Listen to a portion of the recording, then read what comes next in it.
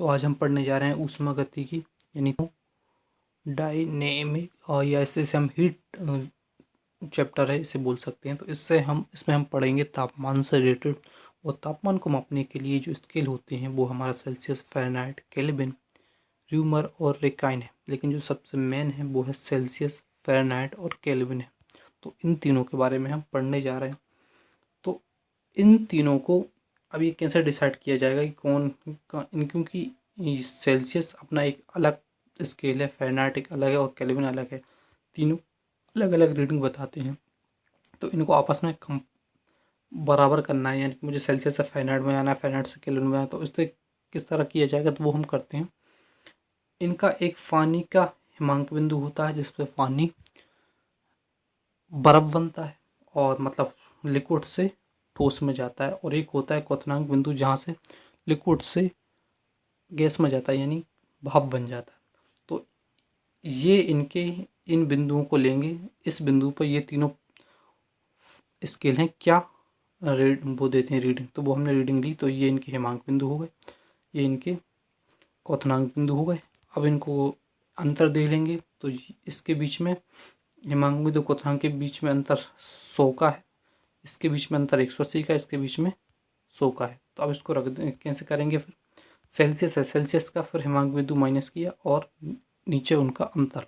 ठीक है, ऐसे ही फ़ारेनहाइट का जो हिमांक बिंदु माइनस किया और उसका अंतर, और केल्विन, केल्विन से उसका हिमांक बिंदु माइनस किया और अंतर। तो इस तरह ये हमारा फॉर्मूला बन जाएगा जब हमें एक स्केल से दूसरे स्केल पर जाना है। तो जैसे मुझे सेल्सियस और केल्विन चाहिए तो मैं सेल्सियस और केल्विन वाला पार्ट ये दोनों को उठाऊंगा, केल्विन और फ़ारेनहाइट चाहिए तो ये दोनों उठाऊंगा। तो इस तरह रहेगा। तो ये कैसे होगा, जैसे 50 डिग्री सेल्सियस को फ़ारेनहाइट में चेंज करना है तो डिग्री सेल्सियस की जगह यहाँ पे 50 रख दूँ, क्योंकि -0 का तो कोई मतलब नहीं है। तो अब देखिए, डिग्री सेल्सियस में भी अपॉन में 100 आता है और केल्विन में भी 100 आता है, सिर्फ फ़ारेनहाइट में 180 आता है, और इसका 32 होता है माइनस, और इसका 273.15 केल्विन। एक और बात इसमें बता दी जाए कि केल्विन जो है सेल्सियस और फ़ारेनहाइट की वैल्यू माइनस में जा सकती है, लेकिन केल्विन की वैल्यू जो है वो माइनस में नहीं जा सकती। यानी 0 केल्विन जो है वो एक परम शून्य तापमान है, इससे नीचे तापमान नहीं जा सकता है। इस तापमान पर जो कण है, जो छोटे छोटे कण हैं, उनकी जो कंपन ही रुक जाता है, यानी सब कुछ रुक जाता है उस पे। तो फिर वो उससे नीचे तापमान नहीं जा सकता है। और अगर डिग्री सेल्सियस में देखेंगे तो -273.15 डिग्री सेल्सियस जो होगा वो परम शून्य तापमान हो जाएगा। वो हमने इसी फॉर्मूले से निकाला है। कैसे, यहाँ पे हम 0 रखेंगे केल्विन की जगह, तो ये इस 100 से 100 कट जाएगा और ये हो जाएगा 273। तो ये हमने देखा, तो ये हम चेंज कर रहे थे, तो इस फॉर्मूले में रख के हम चेंज कर लेंगे। उसके बाद देखते हैं स्वस्थ मनुष्य के शरीर का जो तापमान है वो 37 डिग्री सेल्सियस होता है। इसे हम फ़ारेनहाइट में और केल्विन में इसी सूत्र से निकाल सकते हैं, जो कि ये आएगा।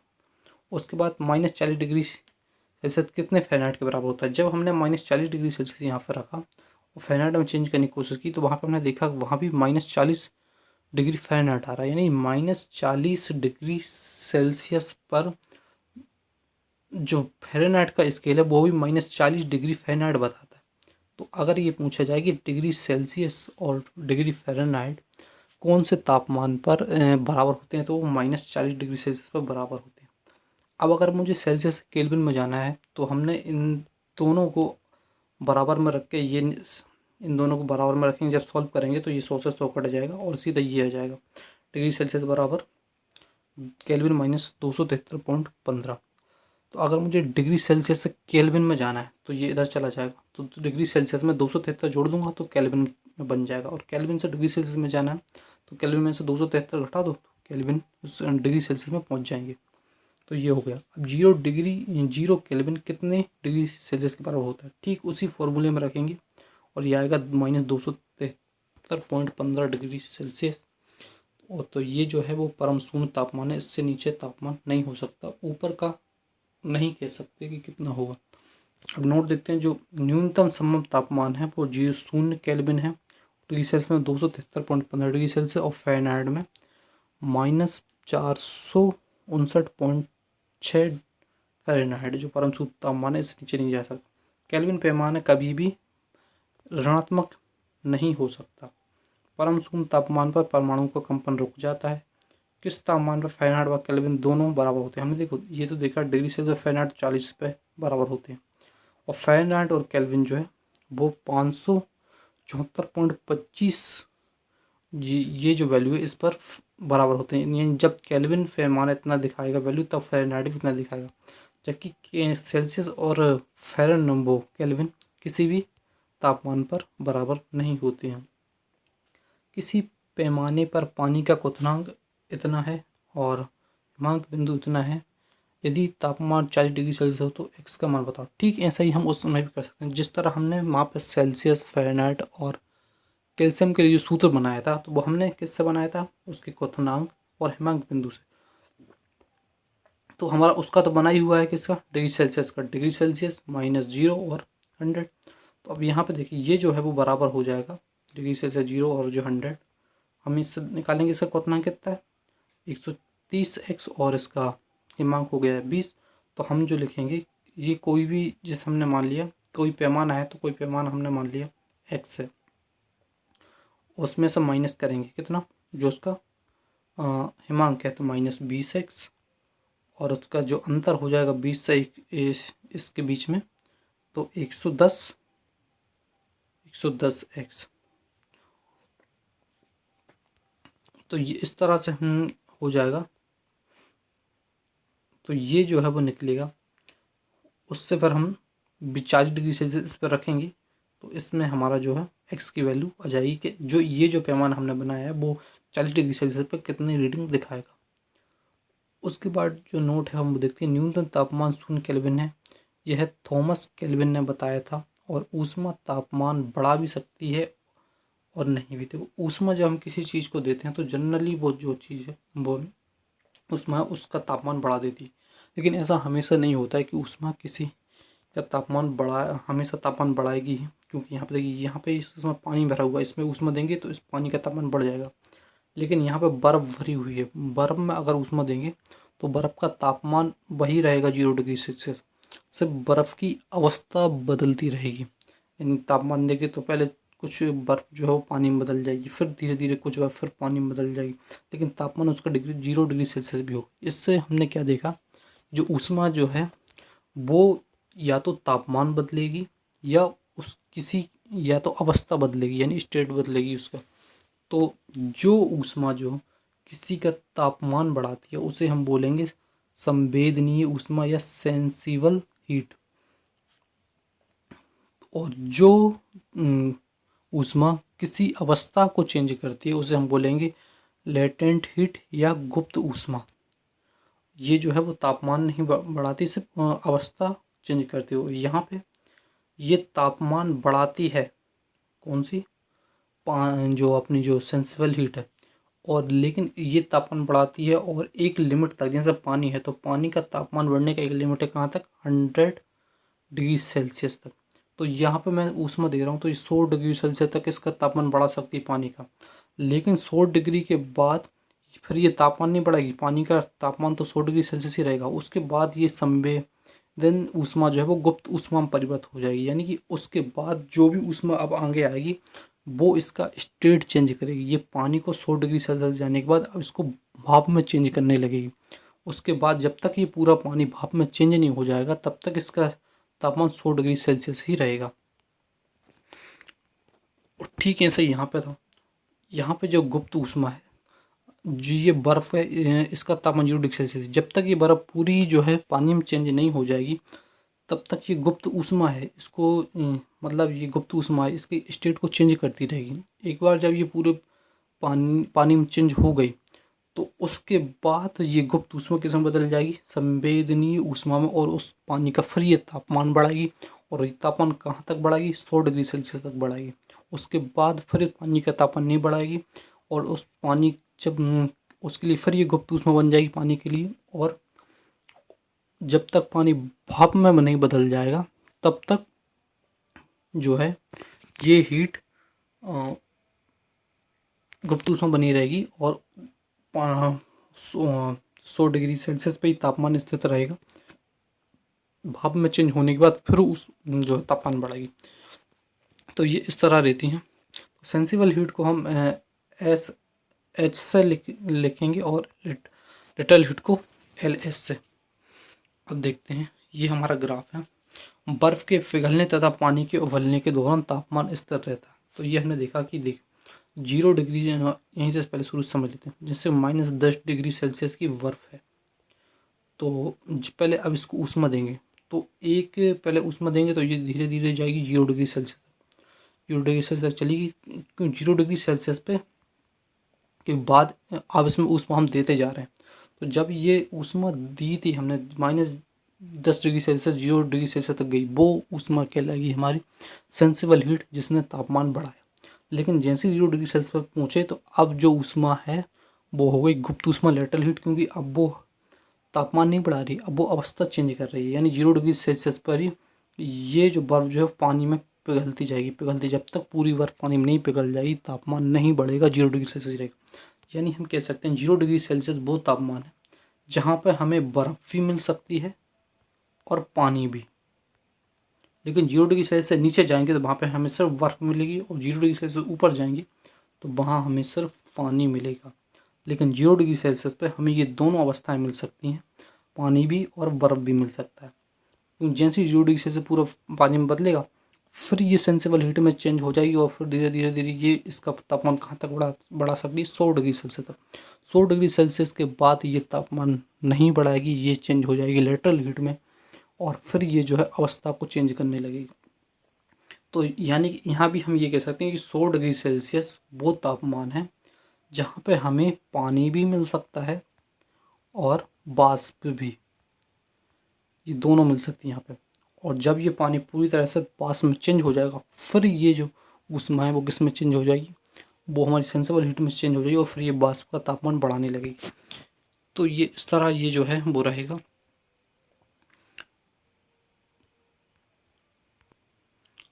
और इसमें एक समझने वाली चीज़ देखते हैं, जैसे मेरे पास दो चीज़ हैं, ये एक बीकर है और ये एक बीकर। ये इसका तापमान जो है ये 40 डिग्री सेल्सियस है और इसका 10 डिग्री सेल्सियस है। अब इन दोनों को आपस में मिला दें तो क्या होगा। तो देखिए, हाँ, जो ऊष्मा जो है वो उच्च ताप से निम्न ताप की तरफ भागती है। तो यानी कि जो 40 डिग्री सेल्सियस वाली चीज़ है वो इसको ऊष्मा देगी निम्न वाले को, जिस कारण जिसकी कम ऊष्मा है उसकी ऊष्मा बढ़ेगी और जिसकी ज़्यादा है उसकी घटेगी। अब देखिए, जितना ये ऊष्मा देगी उतनी ही ये ऊष्मा बढ़ जाएगी इसकी। ऐसा नहीं होगा कुछ लॉस मॉस नहीं होगा। तो यानी 10 डिग्री सेल्सियस और 40 डिग्री सेल्सियस मान लें कि हमने, और ये कब तक बढ़ती रहेगी, ये आदान प्रदान तब तक चलता रहेगा अगर हमने कोई दो चीज़ों को मिला दी, जब तक कि उनकी जो ऊष्मा है बराबर नहीं हो जाती। तो यहाँ से अगर ये इसको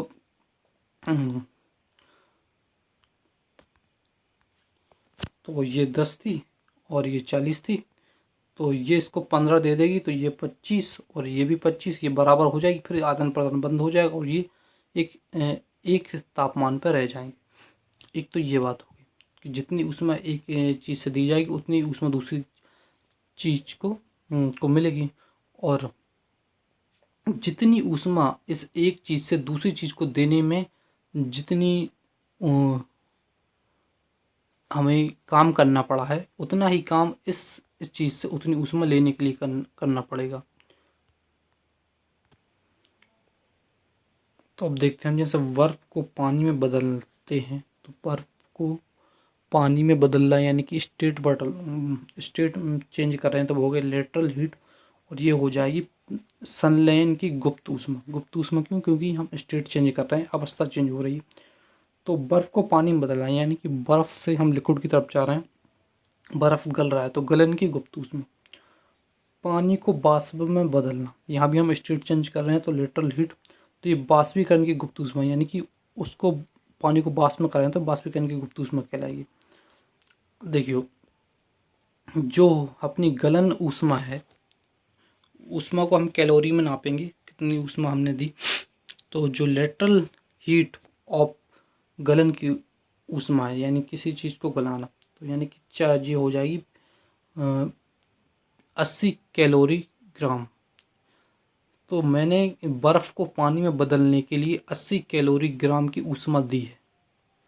तो अगर उतनी ऊष्मा 80 कैलोरी ग्राम जो है मैं ऊष्मा पानी से खींच लूँ तो पानी फिर से बर्फ़ में जम जाएगा। जो मैंने अभी देखा था अपन ने कि जितना काम इसको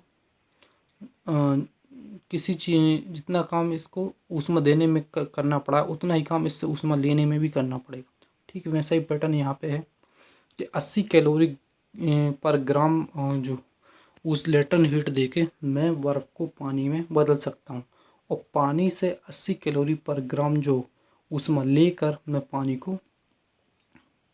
को फिर से बर्फ़ में बदल सकता हूँ। ठीक है, सही है। पानी को वाष्प में बदलना, तो पानी को 540 कैलोरी पर ग्राम, 1 ग्राम पर पानी के 1 ग्राम को 540 कैलोरी की जब ऊष्मा दूंगा तो वो वाष्पीकृत हो जाएगा। और ठीक ऐसी वाष्प से जो यानी वाष्प जो है हमारी उससे 500 उसके 1 ग्राम से 540 ग्राम की जो लेटन हीट वापस ले लूँगा, उससे छीन लूँगा तो वो फिर से पानी में चेंज हो जाएगा। तो ये इस तरह का है। अब देखते हैं विशिष्ट ऊष्मा का मात्रा। विशिष्ट तो हमने ऊष्मा का मात्रा तो ये कैलोरी यहाँ पे देख लिया, लेकिन जो विशिष्ट ऊष्मा का मात्रा है वो होता है जूल किलोग्राम केल्विन। अब देखिए, तो विशिष्ट ऊष्मा क्या होती है? विशिष्ट ऊष्मा ये होती है कि किसी निश्चित चीज़ का निश्चित हमने तापमान बढ़ाया है तो विशिष्ट ऊष्मा कहती है एक, जैसे कि 1 किलोग्राम पदार्थ का तापमान 1 केल्विन बढ़ा है, यानी 1 किलोग्राम था पदार्थ उसका तापमान भी 1 केल्विन बढ़ा है। जबकि जो हमारी जो दूसरी जो ऊष्मा के लिए है उसमें हम किसी का तापमान जैसे 1 किलोग्राम है तो उसका तापमान जरूरी नहीं 1 केल्विन बढ़ा है, हम उसका 50 केल्विन बढ़ा सकते हैं, 10 केल्विन बढ़ा सकते हैं। लेकिन विशिष्ट ऊष्मा का मतलब ये कि 1 किलोग्राम का 1 केल्विन ही तापमान बढ़ाया जाए तभी विशिष्ट ऊष्मा कहलाएगी। तो 1 किलोग्राम पदार्थ का तापमान 1 केल्विन बढ़ाने के लिए जितनी ऊष्मा की आवश्यकता होती है वो होती है विशिष्ट ऊष्मा। 1 किलोग्राम 1 किलोग्राम पदार्थ का तापमान 1 केल्विन बढ़ाने के लिए जितनी हमें ऊष्मा की जरूरत पड़ेगी वो हमारी विशिष्ट ऊष्मा कहलाएगी। लेकिन मैं कहूँ कि 1 किलोग्राम पदार्थ का तापमान 50 केल्विन बढ़ाने के लिए जो ऊर्जा की जरूरत पड़ेगी वो विशिष्ट ऊष्मा नहीं कहलाएगी, वो अलग ऊष्मा कहलाएगी, लेकिन वो बनेगी उसी से। देखिए जैसे 1 किलोग्राम मुझे 1 किलोग्राम पदार्थ का तापमान 1 केल्विन बढ़ाने के लिए मुझे मान लेते हैं जैसे 80 कैलोरी की ज़रूरत पड़ती है तो ये विशिष्ट ऊष्मा बन जाएगी। लेकिन अब 50 की तो 50 केल्विन बढ़ाना है तो ये उससे मल्टीप्लाई हो जाएगी, लेकिन वो विशिष्ट ऊष्मा नहीं कहलाएगी। उबलते हुए पानी की अपेक्षा वाष्प से अधिक कष्टदायक इसलिए होता है क्योंकि वाष्प में वाष्पन की गुप्त ऊष्मा अधिक होती है। बिल्कुल ठीक, क्योंकि हमने देखा कि जो पानी का तापमान है वो 100 डिग्री सेल्सियस तक ही पहुंच सकता है, उसके बाद जो है वो उसकी स्टेट चेंज होने लगती है। तो यानी कि पानी का तापमान अगर पूरा उबाल दें तो उसका जो मैक्सिमम जो तापमान है वो 100 डिग्री सेल्सियस है। लेकिन जब जो वाष्प है उसका तो तापमान ही 100 डिग्री सेल्सियस से शुरू होता है, उसके बाद जब उसका तापमान बढ़ेगा वाष्प का तो वो 100 डिग्री सेल्सियस से ऊपर ही होगा।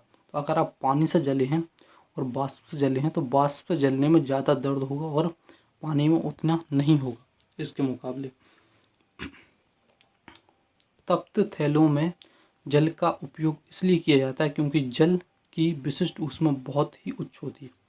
अब देखिए एक यहाँ पे एक और मेथड काम करता है कि जो चीज़ जितनी देर में गर्म होगी या जिस किसी पदार्थ का तापमान जितनी देर में बढ़ेगा उसका तापमान उतनी ही देर में ठंडा होगा। यानी कोई चीज़ अगर जैसे 5 घंटे में उसका तापमान 100 डिग्री सेल्सियस पहुंचता है तो 5 घंटे में ही उसका जो तापमान है वो 100 डिग्री सेल्सियस से नीचे आएगा जहाँ पे था, तो उतना ही टाइम लगता है। तो पानी को गर्म करने में टाइम ज़्यादा लगता है, तो जिस कारण उसे ठंडा होने में भी टाइम ज़्यादा लगता है। तो इसलिए जो थैले होते हैं जिनमें गर्म पानी रख के उससे सिकाई की जाती है शरीर के, तो उसमें जल का प्रयोग किया जाता है क्योंकि वो जब हम उसमें गर्म पानी भरेंगे तो कुछ देर तक हम उससे सिकाई कर सकते हैं, तब तक उसका तापमान एकदम ठंडा नहीं होता। अब कोई चीज़ जो एकदम गर्म हो जाती है वो एकदम ठंडी हो जाती है, जैसे कि रेत है, तो जैसे रेतीला है रेगिस्तान, तो वहाँ पर जब दिन होता है तो वहाँ की रेत बहुत गर्म होती है, और जैसे ही शाम होती है तो वहाँ की रेत जो बिल्कुल ठंडी हो जाती है। तो ये इस तरह होता है। लेकिन जो जल वाले एरिया है, तो जहाँ पे जो समुद्र है, तो वहाँ पे दिन में और रात में लगभग एक सा ही माहौल होता है, क्योंकि ना पानी जितनी देर से गर्म होता है दिन में, बहुत धीरे धीरे ठंडा होता है फिर। तो एकदम ऐसा नहीं होता। अब देखिए, जल की विशिष्ट ऊष्मा होगी 1 कैलोरी ग्राम सेल्सियस। हमने तो देखा था कि जो है विशिष्ट ऊष्मा का मतलब जूल किलोग्राम केल्विन है, लेकिन हम इसको कैलोरी में लेके चलेंगे, क्योंकि जूल में जो है वो वैल्यू अलग आएगी, जिसे याद करना मुश्किल होगा। लेकिन अगर हमें जूल में आंसर चाहिए तो हम जूल में इस कैलोरी को जूल में चेंज कर लेंगे।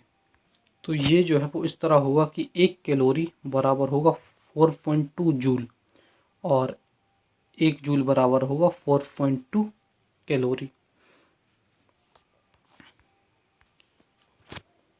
यानी अगर कोई मेरे पास जिस कैलोरी में आंसर मेरा आ रहा है, और उसमें तो अगर जो कैलोरी में आंसर आ रहा है उसमें मैं 4.2 का गुणा कर दूं तो वो जूल में चेंज हो जाएगा। तो हम देखते हैं जो जल की विशिष्ट ऊष्मा होती है वो होती है 1 कैलोरी पर ग्राम सेल्सियस। तो यानी कि जब हम 1 ग्राम की को का तापमान 1 डिग्री सेल्सियस बढ़ाना है तो उसके लिए हम 1 कैलोरी जो है ऊष्मा खर्च करनी होगी। ठीक है, ऐसे बर्फ़ की जो विशिष्ट ऊष्मा होती है वो होती है 0.5 कैलोरी पर ग्राम डिग्री सेल्सियस। यानी 1 ग्राम बर्फ़ का तापमान 1 डिग्री सेल्सियस बढ़ाना है तो उसके लिए हमें 0.5 कैलोरी की जो ऊष्मा है जो वो खर्च करनी होगी। ठीक है, ऐसी वाष्प की विशिष्ट ऊष्मा होती है 2 कैलोरी पर ग्राम सेल्सियस। 1 ग्राम वाष्प की ऊष्मा जो है 1 डिग्री सेल्सियस बढ़ानी है तो उसके लिए 2 कैलोरी ऊष्मा खर्च करनी होगी। तो ये हमने देखा। अब देखिए, 1 ग्राम बर्फ को पानी में चेंज करना है, तो 1 ग्राम बर्फ है, और हमने देखा था उसकी हमें जब 1 डिग्री सेल्सियस तापमान बढ़ाते थे तो उसके लिए हमें 0.5 कैलोरी खर्च करनी पड़ती थी। लेकिन 1 ग्राम बर्फ है और उसे हमें कितने पानी में चेंज करना है 0 डिग्री सेल्सियस पर, और उसे चेंज करना है पानी में।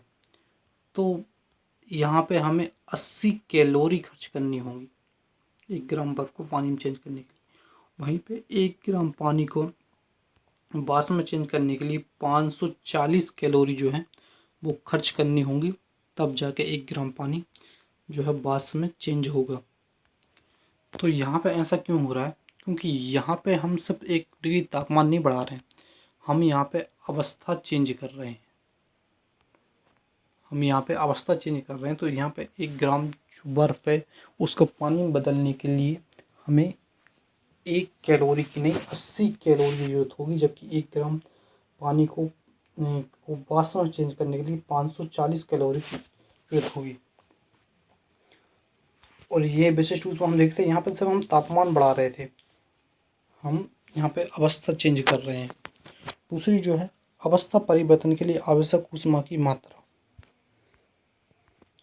तो अवस्था जब परिवर्तन करते हैं तो उसके लिए ऊष्मा की आवश्यकता के लिए सूत्र ये है हमारा, Q यानी ऊष्मा है, M जो है उस द्रव्यमान कितने द्रव्यमान का हमें अवस्था चेंज करनी है। L क्या हो जाएगी? L हो जाएगी गुप्त ऊष्मा, यानी लेटेंट हीट, जो उसे कितनी देनी पड़ेगी तो उससे हमें ऊष्मा निकल जाएगी। यानी तो अब जो है स्टेट जो है हम दो तरह से चेंज करते हैं, एक तो सॉलिड से हम लिक्विड में जाते हैं, तो ये हमारी है। तो वहाँ पे हमें 80 कैलोरी, जैसे बर्फ़ है तो बर्फ़ के लिए पानी में चेंज करें तो 80 कैलोरी हमें खर्च करनी पड़ेगी। ये अलग अलग पदार्थ के लिए अलग अलग हो सकता है। और जो पानी को अगर हम वाष्प में चेंज करें तो 540 कैलोरी हमें खर्च करनी पड़ती है। तो इसके लिए फिर दो अलग अलग फार्मूले हो गए। ये हमारा हो गया किसके लिए? सॉलिड के लिए, और सॉलिड से लिक्विड, और ये लिक्विड से हमारा गैस में चेंज करने के लिए हो गया। तो यहाँ पे द्रव्यमान वही रहेगा जो हमने द्रव्यमान, कितने द्रव्यमान को हमें चेंज करना, और ये यहाँ पे आ जाएगी उसकी जो जैसे मुझे बर्फ़ से पानी में चेंज करना है तो ये वाली आ जाएगी, और अगर और ये वाली यहाँ पे आ जाएगी। और जो ऊष्मा का जो मात्रक है वो क्या होता है, जूल होता है। और 1 किलोग्राम बर्फ़ को पानी में बदलने के लिए आवश्यक ऊष्मा की मात्रा क्या होगी। तो जैसे देखिए 1 ग्राम बर्फ़ को पानी में बदलना है, तो ये 1 ग्राम यहाँ पर रखेंगे। कितना ताप हमारा द्रव्यमान कितना है, द्रव्यमान 1 किलोग्राम है, यहाँ पे किलोग्राम है। तो हमें यहाँ पे रखना है किसमें, ग्राम में रखना है चीज़ें यहाँ पे। तो क्योंकि ये जो है हमारी 80 कैलोरी पर ग्राम है, और ये 540 कैलोरी पर ग्राम है, तो इसलिए हम किलोग्राम में नहीं रख सकते, हमें ग्राम। 1 किलोग्राम बर्फ को पानी में बदलने के लिए आवश्यक ऊष्मा की मात्रा क्या होगी। तो हमें ऊष्मा की मात्रा निकालेंगे, तो किस फॉर्मूले से निकालेंगे, इससे निकालेंगे, इससे। तो ये द्रव्यमान कितना हो जाएगा हमारा, 1 किलोग्राम का 1000 ग्राम। और इसके लिए जो हमारी जो जो हीट है वो कितनी है, बर्फ़ से पानी में जाने के लिए 80 कैलोरी। तो इसमें 80 से इंटू करेंगे, तो ये हो जाएगा 1000 इंटू 80।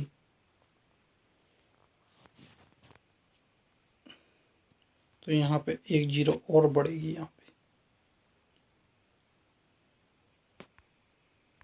क्योंकि 1 ग्राम को चेंज करने के लिए 80 कैलोरी चाहिए, तो 1000 ग्राम को चेंज करने के लिए 80,000 कैलोरी की ज़रूरत होगी। तो अगर हमें इसको किस में, जूल में चेंज करना है, तो इसमें 4.2 का गुणा कर दो, तो ये जूल में चेंज हो जाएगी। तो ये हमने देखा था। अब जैसे 0.5 किलोग्राम को पानी को वाष्प में बदलने के लिए आवश्यक ऊष्मा, तो हमारा ये द्रव्यमान हो गया 0. आप किलोग्राम में तो रख नहीं सकते, हमें ग्राम में रखना होगा, यानी कि 500 ग्राम। इसको चेंज करना है वाष्प में, तो 540 कैलोरी से इंटू करना पड़ेगा, क्योंकि ये हमारी आ गई कहाँ से, लिक्विड से वाष्प में जाने के लिए। तो ये इतना आंसर आ जाएगा। तो ये कैलोरी है, कैलोरी से जो 3 जीरो हट जाएंगी तो ये किलो कैलोरी हो जाएगा। तापमान परिवर्तन के लिए आवश्यक ऊष्मा, तो ये हमने देखा था स्टेट परिवर्तन के लिए आवश्यक ऊष्मा कैसे निकाल सकते हैं, उसका क्या सूत्र है। अब हम देख रहे हैं कि तापमान परिवर्तन के लिए अगर हमें आवश्यक ऊष्मा का पता करना है तो उसके लिए क्या सूत्र है।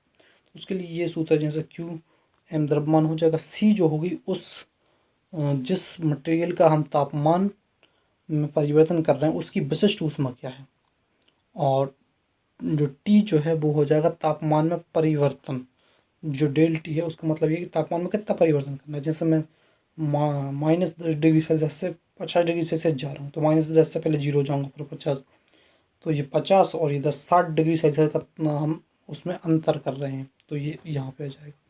और सी जो विशिष्ट ऊष्मा उसकी उस पदार्थ की विशिष्ट ऊष्मा जिसका हमें तापमान बढ़ा रहे हैं, एम उसका द्रव्यमान, कितने द्रव्यमान की हमें बढ़ाना है, तो उससे हम निकालेंगे। जैसे 2 किलोग्राम पदार्थ का तापमान 30 डिग्री सेल्सियस बढ़ाने के लिए आवश्यक ऊष्मा की मात्रा क्या होगी। अगर पदार्थ की विशिष्ट ऊष्मा हमें दी गई है 0.4 कैलोरी, तो हम सीधा यहाँ पर रख देंगे एम द्रव्यमान कितना, 2 किलोग्राम, तो 2 किलोग्राम नहीं ले सकते, इसलिए हमें ग्राम में चेंज करना होगा, 2000 ग्राम हो जाएगा। उसके बाद एम एम हमारा रखा गया, उसके बाद विशिष्ट ऊष्मा, तो विशिष्ट ऊष्मा ये दी हुई है 4.2 कैलोरी प्रति ग्राम सेल्सियस, तो ये हमने रख दी। और ये कितना बढ़ाना है, 30 डिग्री सेल्सियस का हमें परिवर्तन करना, तो इसमें रखेंगे। और ये हो गया द्रव्यमान, विशिष्ट ऊष्मा, और कितना हमें परिवर्तन करना है तापमान में, और ये आंसर आ जाएगा। उसके बाद जैसे 200 ग्राम पानी का तापमान 30 डिग्री से 70 डिग्री तक बढ़ाने के लिए आवश्यक ऊष्मा की मात्रा क्या होगी। तो 30 से 70 कितने का हम अंतर कर रहे हैं, यानी 40 डिग्री सेल्सियस का हम अंतर कर रहे हैं। 200 ग्राम है, 200 ग्राम है, और इसकी तरफ पानी, तो पानी की विशिष्ट ऊष्मा हमें पता रहती है एक बर्फ़ की 0.5 कैलोरी पर ग्राम सेल्सियस। और ठीक इसी तरह जो है वो वाष्प की हो जाएगी 2 कैलोरी ग्राम प्रति डिग्री, सॉरी 2 कैलोरी प्रति ग्राम डिग्री सेल्सियस। तो ये हो जाएगा 200 ग्राम, ये हमारा हो गया उसका द्रव्यमान। यहाँ पर विशिष्ट ऊष्मा एक आ गई, और हमें फिर मतलब कितना परिवर्तन करना है, 40 डिग्री सेल्सियस का, तो ये इनका इंटू करेंगे, तो ये हमारा तापमान में परिवर्तन की ऊष्मा आ जाएगी, यानी कि हमें उसे कितनी ऊष्मा देनी पड़ेगी कि 200 ग्राम जो पानी है वो 30 डिग्री सेल्सियस से 70 डिग्री सेल्सियस पर पहुँच जाए, तो ये उसके लिए। तो उससे हम निकालते हैं। अब देखिए, जैसे कि ये है क्वेश्चन है कि 0 डिग्री सेल्सियस तापमान वाली 50 ग्राम बर्फ़ को 80 डिग्री सेल्सियस तापमान वाले पानी में बदलने के लिए कितनी ऊष्मा की आवश्यकता होगी। तो अभी तक हमने ये देखा था कि एक हमारे पास थी कि हम स्टेट बदल सकते हैं, तो उसकी ऊष्मा का सूत्र था हमारे पास, हम उसकी ऊष्मा निकाल सकते थे कि कोई स्टेट बदलना है तो उसके लिए हम कैसे निकालेंगे। और एक हमने सूत्र देखा था कि जहाँ पे हम तापमान में परिवर्तन करना है तो उसके लिए था हम ऊष्मा कैसे निकालेंगे। अब यहाँ पे हमें क्या है, 0 डिग्री सेल्सियस तापमान वाली 50 ग्राम बर्फ़, 0 डिग्री सेल्सियस पर 50 ग्राम बर्फ़ है, उससे हमें 80 डिग्री सेल्सियस वाले पानी में जाना है। तो 0 डिग्री सेल्सियस जो बर्फ़ से पहले हमें पानी में बदलने के लिए क्या चाहिए होगी, हमें लेटेंट हीट चाहिए होगी, यानी कि गुप्त ऊष्मा की आवश्यकता होगी, यानी स्टेट बदलने वाली ऊष्मा की आवश्यकता होगी। उसके बाद जैसे वो पानी में चेंज हो गई, उसके बाद हमें पानी का तापमान बढ़ाना है, क्योंकि वो 0 डिग्री सेल्सियस पर है ना, उसके बाद उसका तापमान बढ़ाना है कहाँ तक, 80 डिग्री सेल्सियस तक बढ़ाना। तो उसके लिए हमें किसकी ज़रूरत होगी, उसके लिए हमें तापमान बढ़ाने वाली ऊष्मा की ज़रूरत होगी। तो कभी कभी हमें ऐसी 2 या 3 ऊष्मा की ज़रूरत पड़ सकती है। तो अगर हमें जो टोटल ऊष्मा निकालने के लिए, हमें ये पूरा काम करने के लिए कितनी ऊष्मा की ज़रूरत होगी, तो जितनी ऊष्मा बीच में हमें आ रही हैं रास्ते में उन सबको जोड़ दो, हमें पता चल जाएगा कि हमें टोटल कितनी ऊष्मा की ज़रूरत होगी। तो हमने देखो 0 डिग्री सेल्सियस आइस को पहले इसका तापमान जो इसको चेंज करेंगे, कि सबसे पहली जो हमारी स्टेट आएगी इसको चेंज करेंगे 0 डिग्री सेल्सियस वाले वाटर में। तो उसके बाद दूसरी जो स्टेप रहेगी, इस वाटर का तापमान बढ़ाएंगे हम 80 डिग्री सेल्सियस तक। तो ये हमारे पास 2 ऊष्मा आएंगी, पहली और दूसरी। तो पहली हमारी जो है, हमें स्टेट चेंज करना है तो द्रव्यमान, उसके बाद उसकी जो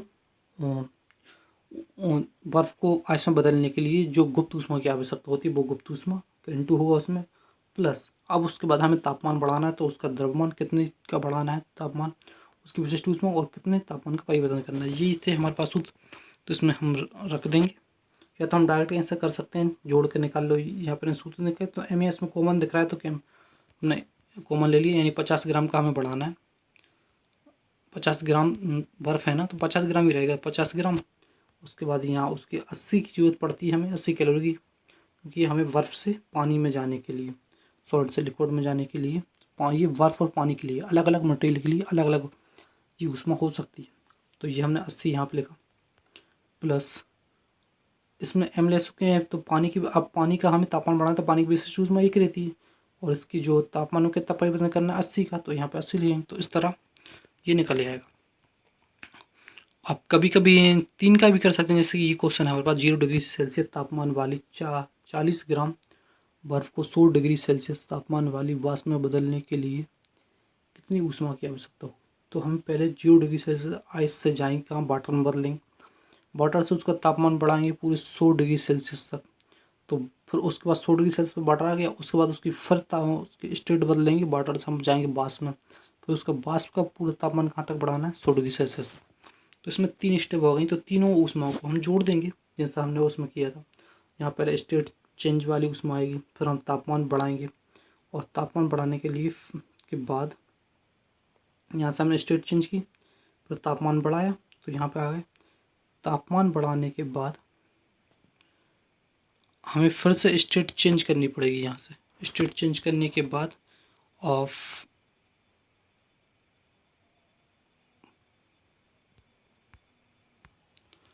अच्छा, तो हमें जो है यहाँ पर सिर्फ 100 डिग्री सेल्सियस वाली वाटर से सिर्फ 100 डिग्री सेल्सियस वाली वाष्प में जाना है, वाष्प का हमें तापमान नहीं बढ़ाना है। तो यहाँ पे 3 ही है हमारे पास। तो एक बार हमारी स्टेट चेंज होगी वाष्प से वाटर में, फिर हम उसका तापमान बढ़ाएंगे, तो यहाँ पे स्टेट चेंज की थी, यहाँ पे तापमान बढ़ाया, फिर तापमान बढ़ाने के बाद फिर वाटर से फिर हमें स्टेट चेंज करेंगे। तो ये 3 आएगी, और तीनों में हम रख के इसका आंसर निकाल लेंगे। तो इस तरह हम इसको करेंगे। तो इस तरह जितनी भी ऊष्माएं हमारे बीच में आती जाएंगी उन सबको जोड़ देंगे, तो उससे हमें टोटल ऊष्मा मिल जाती है। जैसे क्वेश्चन ये है कि 10 डिग्री सेल्सियस तापमान वाली 20 ग्राम बर्फ को 150 डिग्री सेल्सियस तापमान वाली वाष्प में बदलने के लिए कितनी ऊष्मा की आवश्यकता होगी। तो उसमें हमें 5 ऊष्मा इसमें बीच में आएंगी। पहले बर्फ का तापमान बढ़ाएंगे 0 तक, तापमान बढ़ाने के बाद उसका स्टेट चेंज करेंगे, स्टेट चेंज करने के बाद फिर वाटर हो गया, वाटर का तापमान बढ़ाएंगे 100 डिग्री सेल्सियस तक, फिर उसका स्टेट चेंज करेंगे वाष्प में फिर वो वाष्प का फिर तापमान बढ़ाएंगे, तो ये जितनी भी ऊष्माएं हैं इन सबको हम जोड़ देंगे आपस में और हमें टोटल ऊष्मा मिल जाएगी। आखिर हमें कितनी ऊष्मा की आवश्यकता पड़ेगी इस पूरे काम को करने के लिए। तो ये हमने देख लिया। अब हम कुछ और देखते हैं। तो जैसे क्वेश्चन है कि दो बर्तनों में क्रमशः 5 किलोग्राम और 2 किलोग्राम पानी है और जिनका तापमान 80 और 50 डिग्री सेल्सियस है। दोनों बर्तनों के पानी को मिला के तीसरे बर्तन में डाल दिया, तो जो मिलाने के बाद उनका जो तापमान क्या होगा। तो अपन ने ये पहले भी देखा था कि जो ऊष्मा जो है वो उच्च ताप से निम्न की ताप की तरफ भागती है, यानी 80 डिग्री सेल्सियस से ये 50 डिग्री सेल्सियस की तरफ भागेगी। और ये कब तक भागेगी, जब तक कि दोनों का तापमान सेम नहीं हो जाता। तो अगर इनकी क्वांटिटी एक सी होती, जैसे कि 80 है और 50 है और मैं 1 किलोग्राम मिला रहा होता, तो 80 और 50 ये कितने हो जाती, 120 और सॉरी 130 हो जाती है, 130।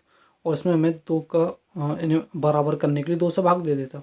लेकिन इनका यहाँ पर रेशियो एक सा नहीं है। देखिए, एक 5 किलोग्राम का, एक है 2 किलोग्राम का, इन दोनों को मिला देते। इनके रेशियोज अलग अलग होने के लिए इनके लिए हमने सूत्र ये है कि जो अंतिम तापमान होगा वो होगा जैसे पहले का कितना द्रव्यमान है और उसका तापमान कितना है, उसका द्रव्यमान उसका तापमान का इंटू और प्लस दूसरे के जिसको हम मिला रहे हैं उसका द्रव्यमान उसके तापमान का इंटू और नीचे जो आएगा वो आएगा उसका दोनों का द्रव्यमान का प्लस।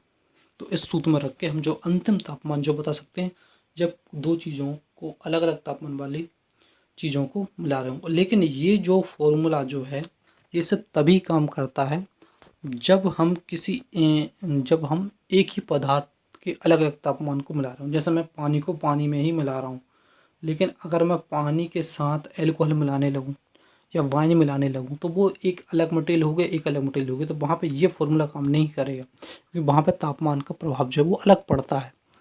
तो वो उसके लिए हम आगे देखेंगे। तो ये जो ये फॉर्मूला कहाँ पे समान वस्तुओं के मिश्रण के लिए है। जैसे पानी पानी मिला रहे हूँ, तो पानी अल्कोहल मिला रहे हैं तब ये काम नहीं करेगा, पानी बर्फ मिला रहे हो तब ये काम नहीं करेगा, अल्कोहल अल्कोहल मिला रहे हो तब ये काम कर जाएगा। यानी कि जब सेम मटेरियल मिला रहे हो तब ये फॉर्मूला हम यूज कर सकते हैं। जैसे दो बर्तनों में क्रमशः 500 ग्राम व 2 किलोग्राम पानी है जिनका तापमान इतना और इतना है। दोनों बर्तनों को तीसरे बर्तन में डालने पे उनके मिश्रण में अंतिम तापमान क्या होगा। तुम यहाँ पर रखेंगे पहले का द्रव्यमान उसका तापमान और फिर दूसरे का द्रव्यमान और उसका तापमान और नीचे दोनों के द्रव्यमान का इंटू इन प्लस द्रव्यमान का 200 और ये हो जाएगा 2500। इससे कर देंगे तो अंतिम तापमान हमारे पास आ जाएगा। तो इनका तापमान डिग्री सेल्सियस में था तो डिग्री सेल्सियस में ही आएगा आंसर। दोनों को डिग्री सेल्सियस में यहाँ पर रखना पड़ेगा। अगर ये फ़ारेनहाइट में होता, ये किसी और में होता, दोनों को उसी में रखना पड़ता, यूनिट सेम करनी पड़ती। ठीक है, सही हम कैसे यहाँ पे ग्राम में रख रहे तो यहाँ भी ग्राम में रखना होगा। अब हम देखते हैं कि जब हम दो अलग अलग मटेरियल को मिला रहे हों और तब अंतिम तापमान पूछा हो तब क्या करना है। जैसे ये है पानी मेरे पास 2 किलोग्राम का 30 डिग्री सेल्सियस तापमान है और ये अल्कोहल 5 किलोग्राम है 90 डिग्री सेल्सियस तापमान है और इनको मिला रहे हैं तो अंतिम तापमान क्या हो। अब इसमें हमें ये तो पता है कि जो ऊष्मा जो है वो हाई उच्च ताप से निम्न ताप की तरफ भागेगी, यानी 30 से ज़्यादा होगा और 90 से कम होगा तापमान, क्योंकि इसका बढ़ेगा और इसका घटेगा। और ये तब तक भागती रहेगी जब तक कि ये इन दोनों का तापमान एक सा नहीं हो जाता। इसका भी तापमान वही उसका तापमान वही, यानी दोनों का तापमान एक सा हो जाएगा तब तक ये भागती रहेगी उसमें एक जगह से दूसरी जगह। तो यानी कि तापमान बढ़ रहा है और घट रहा है। तो इसका सूत्र तो हमारे पास है कि जब तापमान बढ़ाना हो या घटाना हो तो कितने ऊष्मा की आवश्यकता होती है, वो हमने देखा था। तो ये और एक हमने ये चीज़ सीखी है कि इसका तापमान जितना बढ़ेगा उतना इसका घटेगा, यानी जो जितना तापमान ये इसको ये देगी उतना ही तापमान इसका बढ़ेगा। तो इसके लिए इन दोनों की जो ऊष्मा जो है उनको बराबर करना होगा, क्योंकि इनकी मेन तो बात यही है कि इनकी ऊष्मा को जो बराबर करना है। तो इनकी ऊष्मा को हम बराबर कर देते हैं तो हम अंतिम तापमान मान लेते हैं कि हमारे पास TF है।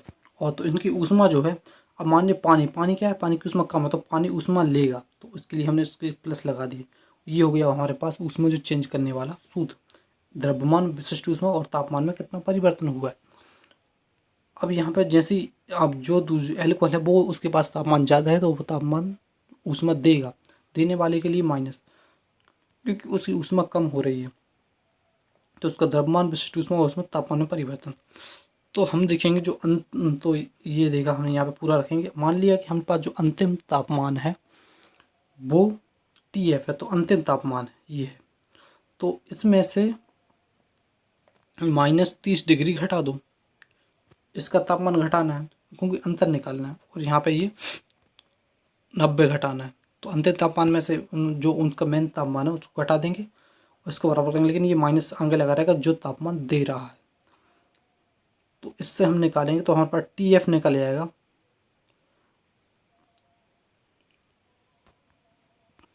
अब देखिए जो ये माइनस था इसको जो हम अंदर इंटू कर रहे थे तो ये 2000 था, तो ये -2000 आते, लेकिन ये जो है वो हमारे पास ग्राम है, यानी कि द्रव्यमान, और द्रव्यमान कभी माइनस में नहीं होता, इसलिए हम इस माइनस का इंटू कहाँ करेंगे, इसके अंदर करेंगे, तो ये -TF हो जाएगा, ये प्लस का 90 हो जाएगा। तो इस तरह से हम जो मास है उसमें माइनस का इंटू नहीं करेंगे, इससे TF का हमारा जो अंतिम तापमान है उसका वैल्यू निकल आएगी। तो इस तरह से जो है जो दो अलग अलग चीज़ों को हम अगर अंतिम तापमान निकालना है मिलाने के बाद तो इस तरह हम निकालेंगे।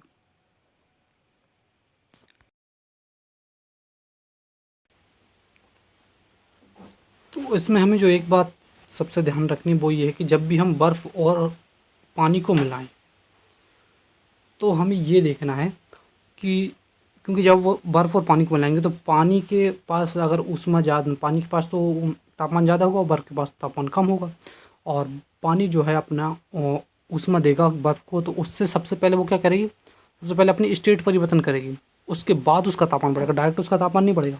तो हमें सबसे पहले ये चेक करना पड़ेगा, क्योंकि पानी के पास जो हम पानी दे रहे हैं उसको जितना उसका टेम्परेचर है, क्या उसके पास इतनी ऊष्मा है, क्या वो बर्फ़ का टेम्परेचर मतलब उसकी स्टेट बदल सकता है। अगर उसके पास इतनी ऊर्जा ही नहीं है कि वो बर्फ़ का जो बर्फ़ है हमारे पास उसका अवस्था परिवर्तन कर सकता है, तो अवस्था परिवर्तन नहीं कर पाएगा तो उसकी जो टेम्परेचर है वो 0 से नीचे ही रहेगा या 0 ही रहेगा। और अगर माइनस में बर्फ़ है तो वो जितनी उसकी पास है पानी के पास जो ऊष्मा, तो उस ऊष्मा से वो उसका थोड़ा सा तापमान बढ़ा सकता है, लेकिन उसकी स्टेट परिवर्तन नहीं कर पाएगा, तो इस कारण वो जो तापमान रहेगा जो मिक्सर का वो 0 से नीचे ही रहेगा। तो उसके लिए हम कुछ सवाल देखते हैं। तो इसके लिए हमें क्या करना पड़ेगा कि पानी और बर्फ़ में जब भी हम मिक्स करेंगे तो बर्फ़ में दो सिचुएशन बराबर में होंगी। एक तो सबसे पहले उसकी स्टेट परिवर्तन वाली, उसके साथ में प्लस होगी उसमें जो पहले तो उसमें स्टेट में परिवर्तन करेंगे, उसके बाद फिर हम उसमें उसका तापमान बढ़ेगा, तो ये दो बराबर होंगी इस पानी की एक ऊष्मा के बराबर, जो सवाल भी सॉल्व किए थे उस तरह से। तो हम देखते हैं, तो जैसे हम पहला क्वेश्चन ले लें, तो पहला क्वेश्चन हमारे पास ये है कि जो पानी है हमारे पास वो 100 ग्राम है और जो तापमान है उसका 80 डिग्री सेल्सियस है, और जो यहाँ पे बर्फ़ मान लेते हैं तो बर्फ़ जो है हमारे पास वो सिर्फ 10 ग्राम है और जो उसका तापमान है वो 0 डिग्री सेल्सियस है। तो हमें सबसे पहले ये देखना पड़ेगा पानी के पास उतनी ऊष्मा है या नहीं। अब देखिए यहाँ पे बर्फ़ 10 ग्राम है, तो m जो क्योंकि तापमान स्टेट परिवर्तन की MLHF, तो बर्फ़ को पानी में बदलना है, तो सॉलिड से हम लिक्विड में जा रहे हैं, जो बर्फ़ से पानी में जा रहे हैं, तो उसके लिए 80 कैलोरी पर ग्राम की आवश्यकता होती है। द्रव्यमान इसका 10 है, यानी कि 800 कैलोरी पर ग्राम की हमें ऊष्मा चाहिए, ये पूरी चाहिए इतनी ऊष्मा इस पूरे बर्फ़ को पानी में बदलने के लिए। क्या पानी के पास इतनी ऊष्मा है, तो हम चेक करेंगे क्या पानी के पास इतनी ऊष्मा है या नहीं। तो पानी हमारे पास 100 है, और इसके बाद हम इसकी विशिष्ट ऊष्मा ही चेक कर सकते हैं, तो ये हो जाएगा mc∆T। तो इससे हम पता चल जाएगा कि अगर ये पानी अपना 80 डिग्री सेल्सियस से 0 डिग्री सेल्सियस तक भी चला जाए, यानी 80 से बिल्कुल 0 डिग्री सेल्सियस पर आ जाए, तो ये पूरी कितनी ऊष्मा छोड़ देगा, क्योंकि जब भी कोई चीज़ है उसके पास तापमान है, उसका तापमान धीरे धीरे घटेगा तो ऊष्मा छोड़ेगा तभी तो दूसरे को मिलेगी, तभी तो उसका तापमान घटता है और दूसरे को तापमान बढ़ता है, क्योंकि उसमें छोड़ता है वो दूसरे का तापमान बढ़ जाता है। तो इसके पास द्रव्यमान तो 100 ग्राम है और इसका विशिष्ट ऊष्मा 1 रहती है, और इसका तापमान हम 80 डिग्री से कम कर रहे हैं मान लें, तो ये पूरे इसके पास 8000 कैलोरी पर ग्राम ऊष्मा है, यानी कि ये तापमान इसका मतलब 8000 में से कितने चले गए, 800 चलेगा, तो इसके पास 800 कैलोरी तो चली जाएंगी इसके बर्फ़ को स्टेट बदलने में, बची कितनी 7200 कैलोरी। अब इस 7200 कैलोरी से ये क्या करेगा, अब जो बर्फ पानी बदल चुका है अब उसका टेम्परेचर बढ़ाएगा इस कैलोरी से। तो टेम्परेचर बदलने के लिए क्या सूत्र था, टेम्परेचर के लिए एम सी डेल टी। तो डेल टी, तो डेल टी तो हम लोग बोलते हैं कि जो जहाँ पे हम मानते हैं कि फाइनल टेम्परेचर मान लिया टी एफ है और माइनस टी, तो उसके लिए हम सूत्र क्या रखेंगे वो हम देख लेते हैं। तो ये जो है कुछ इस तरह का बनेगा, वाटर जो है अपनी उसमें देगा तो वहाँ उसके लिए हम माइनस का निशान लगाएंगे, और बर्फ जो उसमें लेगा उसके लिए प्लस का निशान लगाएंगे। तो ये वाटर का रहेगा अपना minus M C del T. और यहाँ पे ये बर्फ़ के लिए तो पहले उसका हमें क्या करना पड़ेगा, स्टेट परिवर्तन करना पड़ेगा, तो ये वाली उसमें चाहिए। उसके बाद फिर जो अगर उसमें ये इसके पास कुछ उसमें बचती है तो उससे क्या करेगा, फिर तापमान बढ़ाएगा उसका। तो ये तो यहाँ पर ध्यान देने वाली बात ये है, ये जो चीज़ है अब यहाँ से तो स्टेट बदल चुकी है, यहाँ तक बात थी बर्फ़ की, लेकिन अब यहाँ पे बात हो गई है पानी, क्योंकि बर्फ़ जो है पानी बदल चुका है। तो यहाँ पे जो विशिष्ट ऊष्मा रखाएगी वो बर्फ़ की नहीं, वो पानी की रखाएगी, क्योंकि अब जो पानी बन चुका है उसका तापमान हम बढ़ा रहे हैं। तो यहाँ पे ये ध्यान देने वाली बात है। लेकिन हाँ, बात उतनी रहेगी, 10 ग्राम बर्फ़ थी तो 10 ग्राम बर्फ़ ही 10 ग्राम पानी में बदलेगी, तो एम तो वही रहेगा। लेकिन जो विशिष्ट ऊष्मा है वो बर्फ़ की नहीं रखाएगी यहाँ पे, क्योंकि तापमान अब हम बढ़ा रहे हैं पानी का। तो यहाँ पे तो हम देखेंगे, तो यहाँ हमने ये रखते हैं इस तरह, जिस तरह एम सी, और यहाँ पे जो फाइनल टेम्परेचर है उसको टी एफ मान लेते हैं, और ये 80 जो है उसमें माइनस कर देते हैं। और जो हमने पिछले क्वेश्चन में भी किया हुआ है, तो टी ऐसे जब इनको प्लस करेंगे तो एम को माना जाएगा, और ये बचेगा यहाँ, और ये तो यहाँ पे हम क्या करेंगे, तो यहाँ पे आप सीधा मान रख देंगे हम। तो मान हम किस तरह रखेंगे, देखिए यहाँ पे हम रखेंगे एम की वैल्यू कितनी,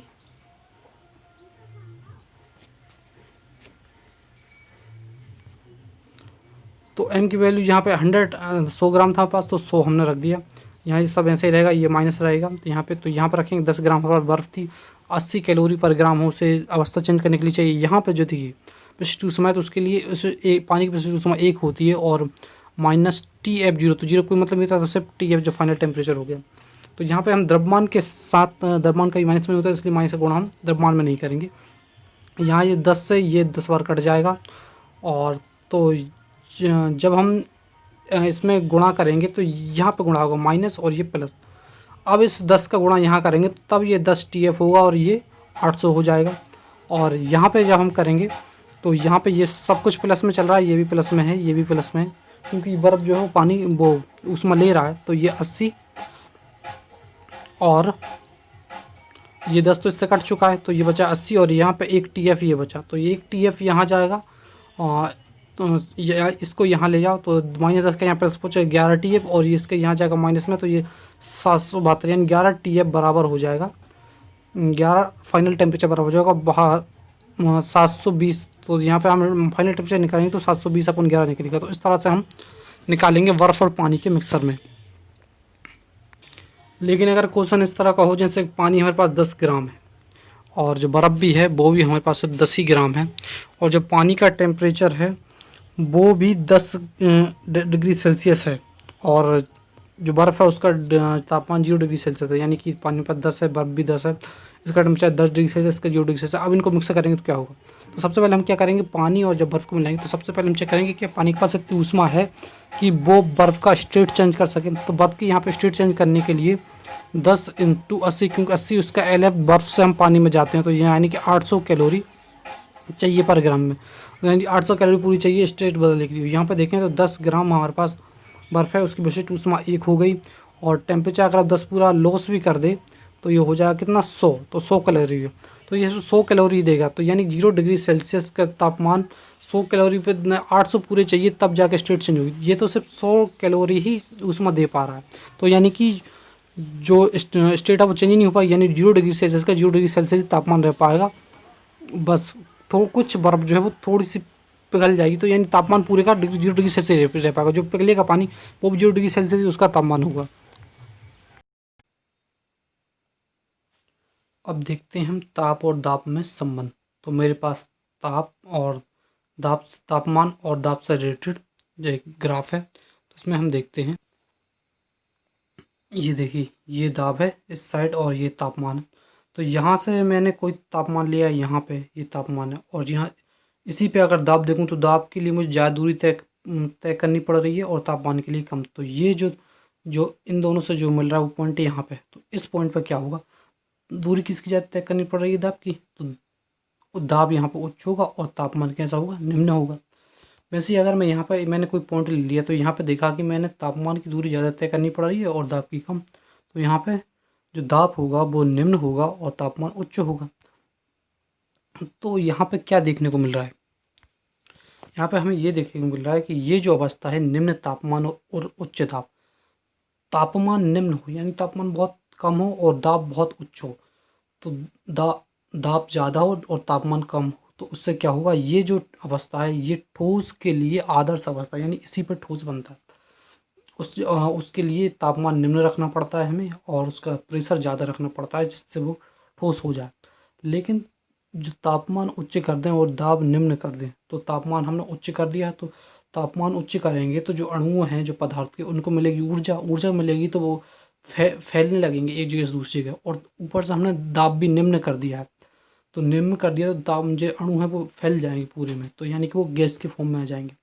तो ये अवस्था गैस के लिए एक आदर्श अवस्था है। और जब हम दाब, जैसे कि हमने ये देखा था ठोस के लिए दाब बढ़ाते हैं तो अणु एक दूसरे के पास पास आ जाते हैं, और ऊपर से हम तापमान भी निम्न कर देते हैं तो ये और पास पास आ जाते हैं जिससे ठोस अवस्था बन जाती है। अब देखते हैं ठोस। तो ठोस के लिए जो आदर्श अवस्था है, क्या तापमान कम रखो और प्रेशर ज़्यादा रखो तो ठोस रहेगा। अब इसको हमें द्रव में चेंज करना है तो हम क्या करेंगे, तापमान इसका बढ़ा देंगे और इसका प्रेशर कम कर देंगे। तो तापमान बढ़ा देंगे, प्रेशर कम कर देंगे, तो ये द्रव में चेंज होने लगेगा। अब जैसे द्रव में चेंज हुआ और हमने इसका और तापमान बढ़ाया और प्रेशर कम कर दिया तो ये गैस में चेंज हो जाएगा। अब गैस से हमें फिर से लिक्विड में जाना है, फिर से हमें लिक्विड बनाना है, तो गैस के अणु क्या है, फैले हुए हैं, तो हमें इससे पहले प्रेशर जो है बढ़ाना पड़ेगा। प्रेशर बढ़ाया और उसके बाद तापमान कम कर दिया तो एक अणु फिर पास आएंगे, फिर लिक्विड में हो जाएंगे। फिर इसके बाद फिर हम प्रेशर इसका और बढ़ाएंगे और तापमान कम करते जाएंगे तो ये लिक्विड से फिर से ये ठोस अवस्था में पहुंच जाएगा। तो ये इस तरह रहेगा। अब कुछ पॉइंट हम वो देख लेते हैं, जैसे मेल्टिंग, गलन। गलन होता है गलना, जैसे ठोस से द्रव में बदलना। जैसे बर्फ है, बर्फ का मेल्टिंग पॉइंट जो है वो 0 डिग्री है, और 0 डिग्री ही जो पानी का फ्रीजिंग पॉइंट है, हिमांक और हिमीकरण। तो ये दोनों ही बिंदु लगभग एक जैसे हैं। तो अगर मैं कहूँ बर्फ का गलन, मतलब बर्फ ठोस अवस्था से द्रव में जा रहे हैं और द्रव से ठोस में जा रहे हैं, तो वो हो गया हिमांक यानी फ्रीजिंग। तो जैसे पानी का और बर्फ का दोनों का 0 डिग्री है, इस बर्फ का है 0 डिग्री क्या, गलन, क्योंकि उसके लिए वो गलन पॉइंट है, लेकिन पानी के लिए वही 0 डिग्री फ्रीजिंग पॉइंट है। अब आते हैं वाष्पीकरण, द्रव से गैस में बदलना यानी वेपराइजेशन, तो ये हो जाएगा। उसके बाद संघनन, तो संघनन कंडेंसेशन, तो गैस से द्रव में बदलना, ये उसका उल्टा हो जाएगा।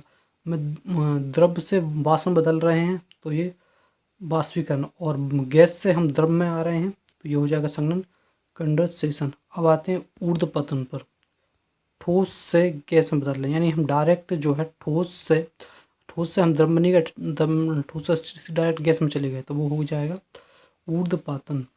और जमाव यानी डिफोजेशन, गैस से सीधे हम डायरेक्ट ठोस में आ गए, हम लिक्विड में नहीं गए, तो ये इस तरह रहेगा। और ये क्यों रहेगा ये देखिए, क्योंकि ये हमने देखा था यहाँ पे हम जा रहे थे तो यहाँ पे क्या हो रहा था, ये ऊपर मैं बता देता हूँ। ऊपर ये देखिए, तो यहाँ हमें ये जो पॉइंट मिल रहा था वो ठोस के लिए अच्छा मिल रहा था। यहाँ मतलब यहाँ से हमें, अगर मैं यहाँ से पूछ दूँ, यहाँ अगर मैं इस तरह ये खींच दूँ तो यहाँ की जो चीज़ें होंगी, यहाँ के जो बिंदु होंगे वो हमें ठोस दर्शाएंगे। और अगर मैं इन्हें यहाँ पे खींच दूँ तो यहाँ के जो बिंदु होंगे वो क्या दर्शाएंगे, यहाँ पे गैस दर्शाएंगे। ठीक है, ऐसे ही हमें यहाँ पे है, तो यहाँ के बिंदु ठोस दर्शा रहे हैं, यहाँ की गैस दर्शा रहे हैं, और यहाँ जो बीच में ये कुछ नहीं, तो यहाँ पे जब ये यहाँ पे, तो यहाँ पे द्रव दर्शा रहे हैं। और तापमान और द्रव का एक ऐसा संयम, एक ऐसा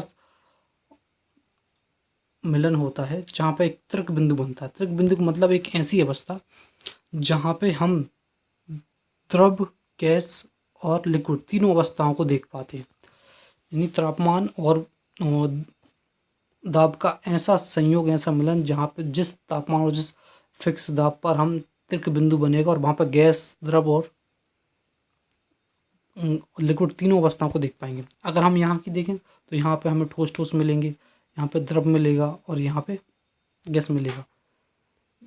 तो यहाँ पे गैस मिलेगा, यहाँ पे द्रव मिलेगा और यहाँ पे ठोस मिलेगा। तो अब देखिए, ठोस से हम जाते हैं द्रव में, ठोस से द्रव में जाते हैं तो वो होता है मेल्टिंग, गलन। और द्रव से जाते हैं ठोस में तो फ्रीजिंग, ये हमने देखा। उसके बाद अगर हम द्रव से जाते हैं गैस में, द्रव से गैस में वाष्पीकरण, और गैस से जाते हैं द्रव में तो कंडेंसेशन, संघनन। उसी के बाद अगर हम देखें यहाँ पे तो ठोस से हम गए गैस में तो ऊर्ध्वपतन यानी सब्लिमेशन, और वहीं गैस से जाते हैं हम ठोस में तो वो हो जाता है डिपोजिशन, जमाव। और ये त्रिक बिंदु क्या है, एक ऐसी अवस्था जहाँ पे तीनों अवस्थाएं हमें मिल जाती हैं। त्रिक बिंदु वह बिंदु है जहाँ पर हमें पदार्थ की तीनों अवस्थाएं प्राप्त होती हैं। पानी का त्रिक बिंदु क्या है? पानी का त्रिक बिंदु क्या है जिस पर हमें पानी की तीनों अवस्था मिल सकती हैं। वो गैस अवस्था में मिलेगा उस बिंदु पे हमें, वहाँ पे हमें लिक्विड में भी मिलेगा और ठोस में भी मिलेगा। तो वो है, यदि तापमान हम रखें 273.16 केल्विन, 0.01 डिग्री सेल्सियस, और दाब रखें 600 पास्कल, तो पानी की तीनों अवस्थाएं हमें मिल जाएंगी इस त्रिक बिंदु पर। अब हम जहाँ पर रहते हैं तो जैसे ये है, यहाँ पे कोई पहाड़ है, तो यहाँ पे एक वायुमंडल द्वारा एक दाब काम करता है। तो जो एक वायुमंडलीय दाब है वो होता है 101325 पास्कल। तो इसके मुकाबले देखा जाए तो ये जो दाब है बहुत कम है। हम इससे ज़्यादा तो हम वायुमंडल दाब ही सहन करते हैं। और ये तापमान और ये दाब अगर हम मिला लें तो हमें पानी का त्रिक बिंदु मिल जाएगा। इस ताप पर और दाब पर हम पानी को रखें तो पानी का त्रिक बिंदु मिल जाएगा और पानी की तीनों अवस्थाओं को हम देख पाएंगे। और ये तो एक वायुमंडलीय दाब देख लिया हमने, कितना, 1,1325 पास्कल। और एक जो बार होता है वो 1,00,000 पास्कल के बराबर होता है, यानी 10⁵ पास्कल के बराबर होता है एक बार। यानी बार जो है वायुमंडलीय दाब से एक बड़ी वैल्यू है, जबकि दाब का ऐसा ही मात्रक क्या होगा, पास्कल होगा। एक ATM तो ये इतने पास्कल होता है, यानी कि एक वायुमंडलीय दाब है, या इसे हम इतना भी लिख सकते हैं बार में अगर रखें तो। दाब का ऐसा ही मात्रक हमने देखिए पास्कल। अब देखते हैं हमारे शरीर पर वायुमंडलीय दाब इतना पास्कल दाब काम करता है। अब देखते हैं बाष्पीकरण और वाष्पन में अंतर देखते हैं। बाष्पीकरण जो है एक निश्चित तापमान पर होता है, जैसे पानी का जो है वो 100 डिग्री सेल्सियस है, निश्चित तापमान है। ये जो है दाब के हिसाब से, इसे हम आगे देखेंगे। जो भी नहीं है पानी का तापमान 100 डिग्री सेल्सियस ही रहे, वो जहाँ पे दाब पे डिपेंड करता है, कहाँ पे दाब ज़्यादा है कहाँ पे कम है। तो अगर हम अपनी पृथ्वी की बात करें और समुद्र तल पे हम हैं तो वहाँ पे ये पानी का जो तापमान है वो 100 डिग्री सेल्सियस है। तो बाष्पीकरण जो है एक निश्चित तापमान पर डिपेंड करता है। तो पानी भैया 100 डिग्री सेल्सियस पर उबलेगा, पारा 357 डिग्री सेल्सियस पर उबलेगा, और ये पूरे द्रव में एक साथ होता है। यानी ये द्रव की बूंदें हैं तो ये इस बूंद सब में एक साथ उबाल आएगा और उबलेगा, वो हो जाएगा बाष्पीकरण। उसके साथ फिर ये भाप निकल दी जाएगी और वो वाष्प में चेंज हो जाएगा। जबकि वाष्पन जो है ये हर किसी भी तापमान में हो सकता है। मैं ये पानी भरा था, मैंने इसमें थोड़ा तापमान दिया, ये नीचे की लेयर है, इसके ऊपर की लेयर है, ये इसके ऊपर की लेयर, थोड़ा तापमान दिया तो ये जो ऊपर की जो लेयर है उनको ऊर्जा मिल गई और उनके अणु जो हो वो इस पानी को छोड़कर भागने लगे। ऊपर की लेयर के मतलब ये सब ऊपर की लेयर में हो रहा है, नीचे की लेयर में नहीं हो रहा है। या फिर ये तो नीचे इससे नहीं होगा, ये पानी की जो सन की जो लाइट पड़ती है उससे होता है। ऊपर की लेयर को जो वो मिलती है ऊर्जा तो वो ऊपर भागने लगती है, जबकि हम तपाते हैं तो नीचे से तप के जाता है और ऊपर उसके बाद बाष्पीकरण होने लगता है। तो ये जो वाष्पन जो है वो किसी भी तापमान पर हो सकता है, केवल द्रव की सतह पर होता है। वाष्पन की दर क्या है, देखो ताप बढ़ाने पर बढ़े, क्योंकि ताप बढ़ाएंगे तो इससे वाष्पन की दर बढ़ती जाएगी। पहले इतना वाष्पन हो, ताप बढ़ गया तो और वाष्पन होने लगेगा। सतह के क्षेत्रफल पर बढ़ेगी। अगर सतह का क्षेत्रफल बढ़ा दिया, पहले सतह का क्षेत्रफल इतना था तो यहाँ पे इतनी वाष्पन हो रही थी, क्षेत्रफल इतना कर दिया तो यहाँ पे पानी उतना ही है, लेकिन वाष्पन यहाँ पे बढ़ने लगी। हवाओं के तेज चलने पर बढ़ेगी। अब वाष्पन जो है हवाओं के तेज चलने पर बढ़ेगी। तो इसे हमें समझते हैं, जैसे मैं हूँ और मुझे आ रहा है पसीना, तो जैसे मैं बाहर हूँ कुछ काम करके मुझे पसीना आ रहा है, तो बाहर इतनी हवा नहीं चल रही है, जबकि अंदर जो मैं पंखा के नीचे जाऊँगा तो वहाँ बहुत तेज हवा चल रही है, तो वहाँ जाता हूँ तो मुझे ठंडक महसूस होती है। वो क्यों होती है? क्योंकि जो मेरा पसीना है वो वाष्प बन के उड़ जाता है। लेकिन वाष्प बन के उड़ने से ठंडक महसूस क्यों होती है? क्योंकि जो पानी की जो बूंदें जो शरीर पर हैं उसको शरीर से गुप्त ऊष्मा मिलती है। क्योंकि हमने देखा था किसी पदार्थ को अगर अपनी स्टेट चेंज करना है या तापमान बढ़ाना है तो उसके एक ऊष्मा की ज़रूरत होती है। उस ऊष्मा के साथ वो अपना तापमान बढ़ा सकती है, घटा सकती है, या उसी से अपना स्टेट परिवर्तन करेगी। तो शरीर की से जो ऊष्मा मिलती उस ऊष्मा मिलेगी उससे शरीर की ऊष्मा से, तो वो उसे गुप्त ऊष्मा के रूप में मिलेगी। गुप्त ऊष्मा क्या करती है? स्टेट परिवर्तन करती है। तो जब हवाएं चलती हैं तो वो गुप्त ऊष्मा ज़्यादा मात्रा में उसे मिलती है और वो बहुत जल्दी जल्दी जो जो पसीना वो उड़ जाता है। तो जिससे जो हमारा शरीर का जो तापमान है वो पहले के मुकाबले कम होता है और हमें ठंडक महसूस होती है। तो हवाओं के तेज चलने पर क्या होता है? वाष्पन की दर बढ़ती है।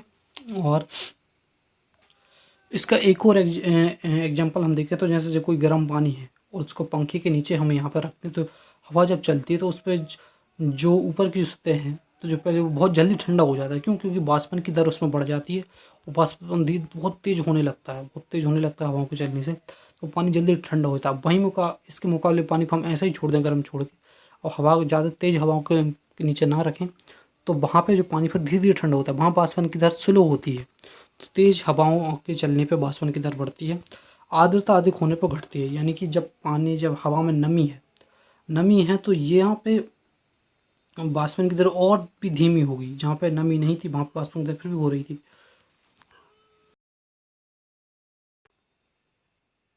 तो जब तेज हवाएं चलती हैं तो उसमें क्या दर बढ़ जाती है वाष्पन की। यानी पहले कम वाष्पन होता तो हवाओं के जब पंखे नीचे जाएंगे तो उसमें वाष्पन तेज तेजी से होने लगता है जल्द, तो वो दर बढ़ जाती है।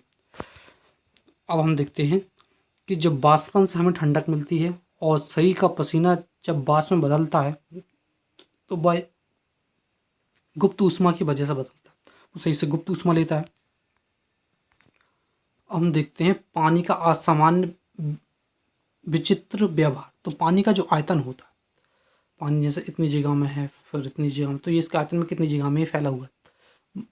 तो पानी का आयतन ये ताप के बढ़ने घटने पर अलग अलग होता है। जैसे कि 0 से मैं 4 डिग्री तक अगर मैं इसका तापमान बढ़ाऊँ तो ये जो पानी का आयतन है वो कम होता है। जैसे पहले अगर ये इतनी जगह में भरा था तो ये कम हो जाएगा, इतनी में हो जाएगा।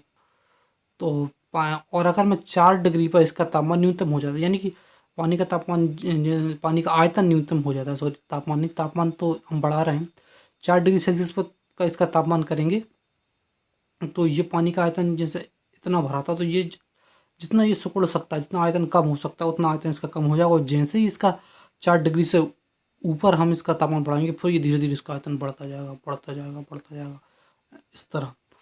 तो ये क्यों क्यों होता है? देखिए हमने जैसे भी यहाँ भी देखा था वाष्पीकरण में, वाष्पीकरण में नहीं, जब पानी का क्वथनांक होता है तो क्या होता है कि पानी के पूरा एक साथ होता है। वाष्पीकरण में ही देखा था हमने पानी के वाष्पीकरण के में कि पूरे पानी में पूरा क्वथनांक होता है, तो एक एक बिंदु पर पूरा पानी उबलने लगता है, बुलबुल आने लगता है, तो वो उसका क्वथनांक होता है। और हिमांक उसका जमना हो जाता है, मेल्टिंग पॉइंट उसका गलना हो जाता है। तो ये हम चीज़ें देख चुके हैं, तो ये हमने देखा। उसके बाद हम देखते हैं घनत्व। तो घनत्व भी होता है कि चीज़ का द्रव्यमान कितना है और वो कितने, उस द्रव्यमान को वो कितने से आयतन में रखे हो। मैंने 2 किलो चीज़ को अगर इतनी सी जगह में रखा हूँ और उसी 2 किलो की चीज़ को इतनी बड़ी जगह में रखा हूँ तो इसका घनत्व ज़्यादा होगा, क्योंकि ये कम जगह में है। तो हम द्रव्यमान में किसका भाग देते हैं? आयतन का। कितने आयतन में उस द्रव्यमान को रखा हुआ है तो वो हो जाता है घनत्व। तो इससे हमें एक चीज़ देखने को मिलती है कि जो आयतन और जो घनत्व एक दूसरे के व्युत्क्रमानुपाती हैं।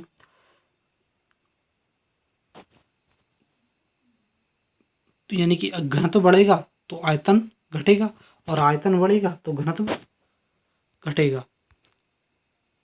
0 से 4 डिग्री सेल्सियस पर पानी का जो आयतन है वो घटता है, तो वहाँ पर घनत्व बढ़ेगा। 4 डिग्री सेल्सियस पर इसका आयतन न्यूनतम हो जाता है तो घनत्व सर्वाधिक हो जाएगा। 4 डिग्री से अधिक पर इसका आयतन बढ़ता है तो वहाँ पर घनत्व कम होता जाएगा, क्योंकि वहाँ पर वो वाष्प में चेंज धीरे धीरे, मतलब अब जैसे तापमान बढ़ाते जाएंगे तो वाष्प की तरफ ज़्यादा जाएगा, उसका वाष्पन होगा, फिर बाद में 100 डिग्री से उबलने लगेगा, फिर उसकी अवस्था चेंज हो जाएगी उसकी। यदि 0 डिग्री सेल्सियस तापमान वाले पानी को 10 डिग्री सेल्सियस तक गर्म करते हैं तो उसका आयतन जो है, आयतन तो 10 डिग्री सेल्सियस तक करेंगे तो पहले तो उसका आयतन क्या करेगा, घटेगा और फिर बढ़ेगा, क्योंकि 4 डिग्री सेल्सियस तो पहले उसका आयतन घटता है उसके बाद बढ़ता है। यदि 0 डिग्री सेल्सियस तापमान वाले पानी को 15 डिग्री सेल्सियस तक गर्म करते हैं तो क्या होगा, पहले जो 15 डिग्री सेल्सियस तक करते हैं। तो इस क्वेश्चन पे जाने से पहले हम इस कॉन्सेप्ट को थोड़ी और अच्छी तरह से समझ लेते हैं कि ये है 0 डिग्री, ये है 4 डिग्री और ये है 4 डिग्री से ऊपर, इन्हीं के बीच हमें चलना है। तो ये है वाटर।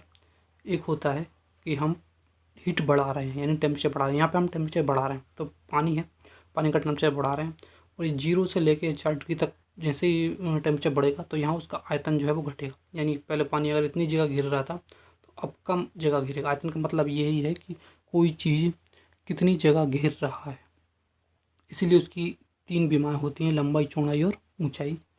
तो यहाँ तक जब ये 0 से 4 डिग्री तक जाएगा तो ये पानी के इसका आयतन घटेगा। क्यों घटेगा, क्योंकि 4 डिग्री पर इसे इसका आयतन न्यूनतम होना है, तो ये न्यूनतम हो जाएगा 4 डिग्री पर। और जैसे ही 4 डिग्री से हम ऊपर जाएंगे, 4 डिग्री से हम यहाँ पर ऊपर जाएंगे, यहाँ 10 मान लेते हैं, 4 डिग्री से ऊपर जाएंगे तो यहाँ पर घटा था, अब यहाँ पर न्यूनतम होगा, अब इसके बाद बढ़ जाएगा, तो यहाँ पर जो बढ़ने लगेगा इसका आयतन, तो यहाँ से फिर जो आयतन इसका बढ़ता जाएगा। ये बात हमने यहाँ भी देखी है, जब हम पानी गर्म करते हैं और अगर हमारा जो जो बर्तन है वो पूरा भरा हुआ है तो एक टाइम पर 4 डिग्री तक जाने तक तो उसका घटता है, और उसके बाद फिर वो इतना टेम्परेचर बढ़ने पर वो पानी बाहर से उबलने के बाद मतलब 4 डिग्री से ऊपर जाते हैं तो वो पानी फिर फैलने लगता है, अगर बर्तन हमने फुल भर के रखा है तो। अब ये तो हो गई इसकी बात। अब घनत्व जो होता है वो आयतन का होता है उल्टा। तो यहाँ पे हमारा जो आयतन है वो घट रहा था तो घनत्व यहाँ पे बढ़ेगा, यानी 0 से 4 डिग्री तक गर्म करने पर उसका घनत्व बढ़ेगा, और 4 डिग्री पे हमारा आयतन था न्यूनतम, तो यहाँ पर घनत्व होगा सर्वाधिक। और 4 डिग्री से हम ऊपर जाएंगे तो ये जो हमारा घनत्व जो है फिर यहाँ पे घटेगा। तो ऐसा क्यों होता है, ये है एक छोटा गुब्बारा, ये है एक बड़ा गुब्बारा, यहाँ पे 5 कण हैं, 3 कण हैं और यहाँ पे भी 3 कण हैं। तो घनत्व का मतलब ये होता है कि कितने आयतन में कितना द्रव्यमान है, ये हमने देखा था। यहाँ पे घनत्व का सूत्र होता है द्रव्यमान बटे आयतन। तो यहाँ पे देखिए, ये छोटा गुब्बारा, ये बड़ा गुब्बारा। अगर मैं आयतन पूछूं तो आप बताएंगे कि इसका आयतन कम है क्योंकि ये कम जगह गिर रहा है, और इसका आयतन ज़्यादा है, ये आयतन ज़्यादा है, ये ज़्यादा जगह गिर रहा है। तो यहाँ पे 4 कण हैं, 3 कण हैं और यहाँ पे भी 3 कण हैं। तो यहाँ पे देखिए, यहाँ पे कम जगह में ज़्यादा चीज़ें हैं तो यहाँ पे घनत्व ज़्यादा है, लेकिन यहाँ पे आयतन कम है। और यहाँ पे ज़्यादा जगह में कम चीज़ें हैं तो यहाँ पे घनत्व कम है, लेकिन यहाँ पे आयतन ज़्यादा है, इसलिए आयतन और घनत्व एक दूसरे के विपरीत होते हैं। तो जिस कारण यदि 0 डिग्री सेल्सियस तापमान वाले पानी को 15 डिग्री सेल्सियस तक गर्म करेंगे, तो अगर मैं आयतन की बोलूँ तो 0 से 4 आयतन कम होगा और 4 पर न्यूनतम होगा और 4 आगे बढ़ेगा। तो हम अगर आयतन की पूछे तो हम यहाँ भी यही कहते हैं कि पहले घटेगा फिर बढ़ेगा, लेकिन यहाँ पर घनत्व के बारे में पूछा है तो घनत्व जो होगा इसका उल्टा होता है। तो पहले घनत्व बढ़ेगा 4 डिग्री तक और 4 डिग्री से फिर घनत्व सर्वाधिक होगा 4 डिग्री पर, और 4 डिग्री के बाद फिर घनत्व घटेगा। तो ये इस तरह हो जाएगा। तो और ये तो हमने देखा, अब इसका हम उल्टा भी देख लेते हैं। जैसे ये तो हो गया हमने कि हमने पानी का तापमान बढ़ाया, अगर मैं पानी का तापमान कम करूँ तो जैसे ये 4 डिग्री से 10 डिग्री पे था कोई पानी, तो यहाँ से मैंने पानी का टेम्परेचर कम किया तो यहाँ पे हमने देखा है 4 डिग्री से ऊपर जा रहे थे हम, तो हमारा जो आयतन था वो यहाँ पे बढ़ रहा था। लेकिन अगर 10 डिग्री कोई आगे 22 डिग्री से हम 4 डिग्री पर आते हैं तो वहाँ पे उसका आयतन जो है वो घटता है, इसका उल्टा होता है, उसका उल्टा होने पर उल्टा होता है। लेकिन एक चीज़ फिक्स रहेगी, 4 डिग्री सेल्सियस पर उसका आयतन न्यूनतम होगा और घनत्व सर्वाधिक होगा। तो 4 डिग्री सेल्सियस पे न्यूनतम होना है, तो ऊपर से हम नीचे आ रहे हैं तो आयतन कम होगा, घनत्व सर्वाधिक होगा। ये चीज़ फिक्स रहेगी दोनों में। अब यहाँ पे हम 4 डिग्री से 0 से 4 डिग्री पर जा रहे थे तो आयतन बढ़ रहा था और घनत्व आयतन घट रहा था, घनत्व बढ़ रहा था। लेकिन यहाँ से हम ठंडी करेंगे चीज़ को, तो 4 डिग्री से 0 डिग्री सेल्सियस पर आएंगे तो यहाँ पे आयतन बढ़ेगा और घनत्व कम होगा। यही कारण होता है कि बर्फ़ बनते टाइम पानी को हम जब फ्रीजर में रखते हैं तो जैसे ये पूरा कटोरा है, इसको हम फुल भर कर रखते हैं, तो जैसे वो पानी मान लीजिए 10 डिग्री सेल्सियस उसका तापमान था, उसको 4 डिग्री सेल्सियस तक लाते हैं तो उसका आयतन घटता है। यहाँ से वो इतना हो जाएगा घटते घटते फ्रिज होते होते, जैसे 4 डिग्री सेल्सियस पर आएगा उसका आयतन न्यूनतम हो जाएगा। और लेकिन जैसे 4 डिग्री से वो 0 डिग्री सेल्सियस पर जाएगा, वो कटोरे में जो पानी था वो बर्फ़ बनेगा तो उसका आयतन बढ़ जाता है। जिस कारण ये होता है कि 0 डिग्री सेल्सियस पर वो बर्फ़ बनता है तो उसका आयतन जो परत है वो एक और परत निकल आती है। तो मतलब जैसे ये पूरा कटोरी, तो इससे आगे भी हमें बर्फ़ मिलता है क्योंकि आयतन जो है उसका बढ़ चुका होता है। यही कारण होता है कि जो सर्दीले इलाके होते हैं वहाँ पे जो पाइप में पानी जाता है और जब सर्दी पड़ती है यानी बर्फ़ होती है तो वहाँ पे जो पानी जो जमता है, इस कारण बर्फ़ का आयतन बढ़ जाता है और जो पाइप है वो फट जाता है। इसका एक मतलब ये भी होता है कि जैसे बर्फ़ का जब आयतन बढ़ेगा तो बर्फ़ में तो उतने मॉलिक्यूल थे तो उसका घनत्व कैसा हो गया, कम, जिस कारण बर्फ़ जो है पानी के ऊपर तैरती है क्योंकि बर्फ़ का जो घनत्व है पानी से कम हो जाता है ये पानी, लेकिन इसका बर्फ़ बनने के कारण इसका आयतन बढ़ गया और इसका घनत्व हो गया कम, जिस कारण ये पानी के ऊपर तैरती है।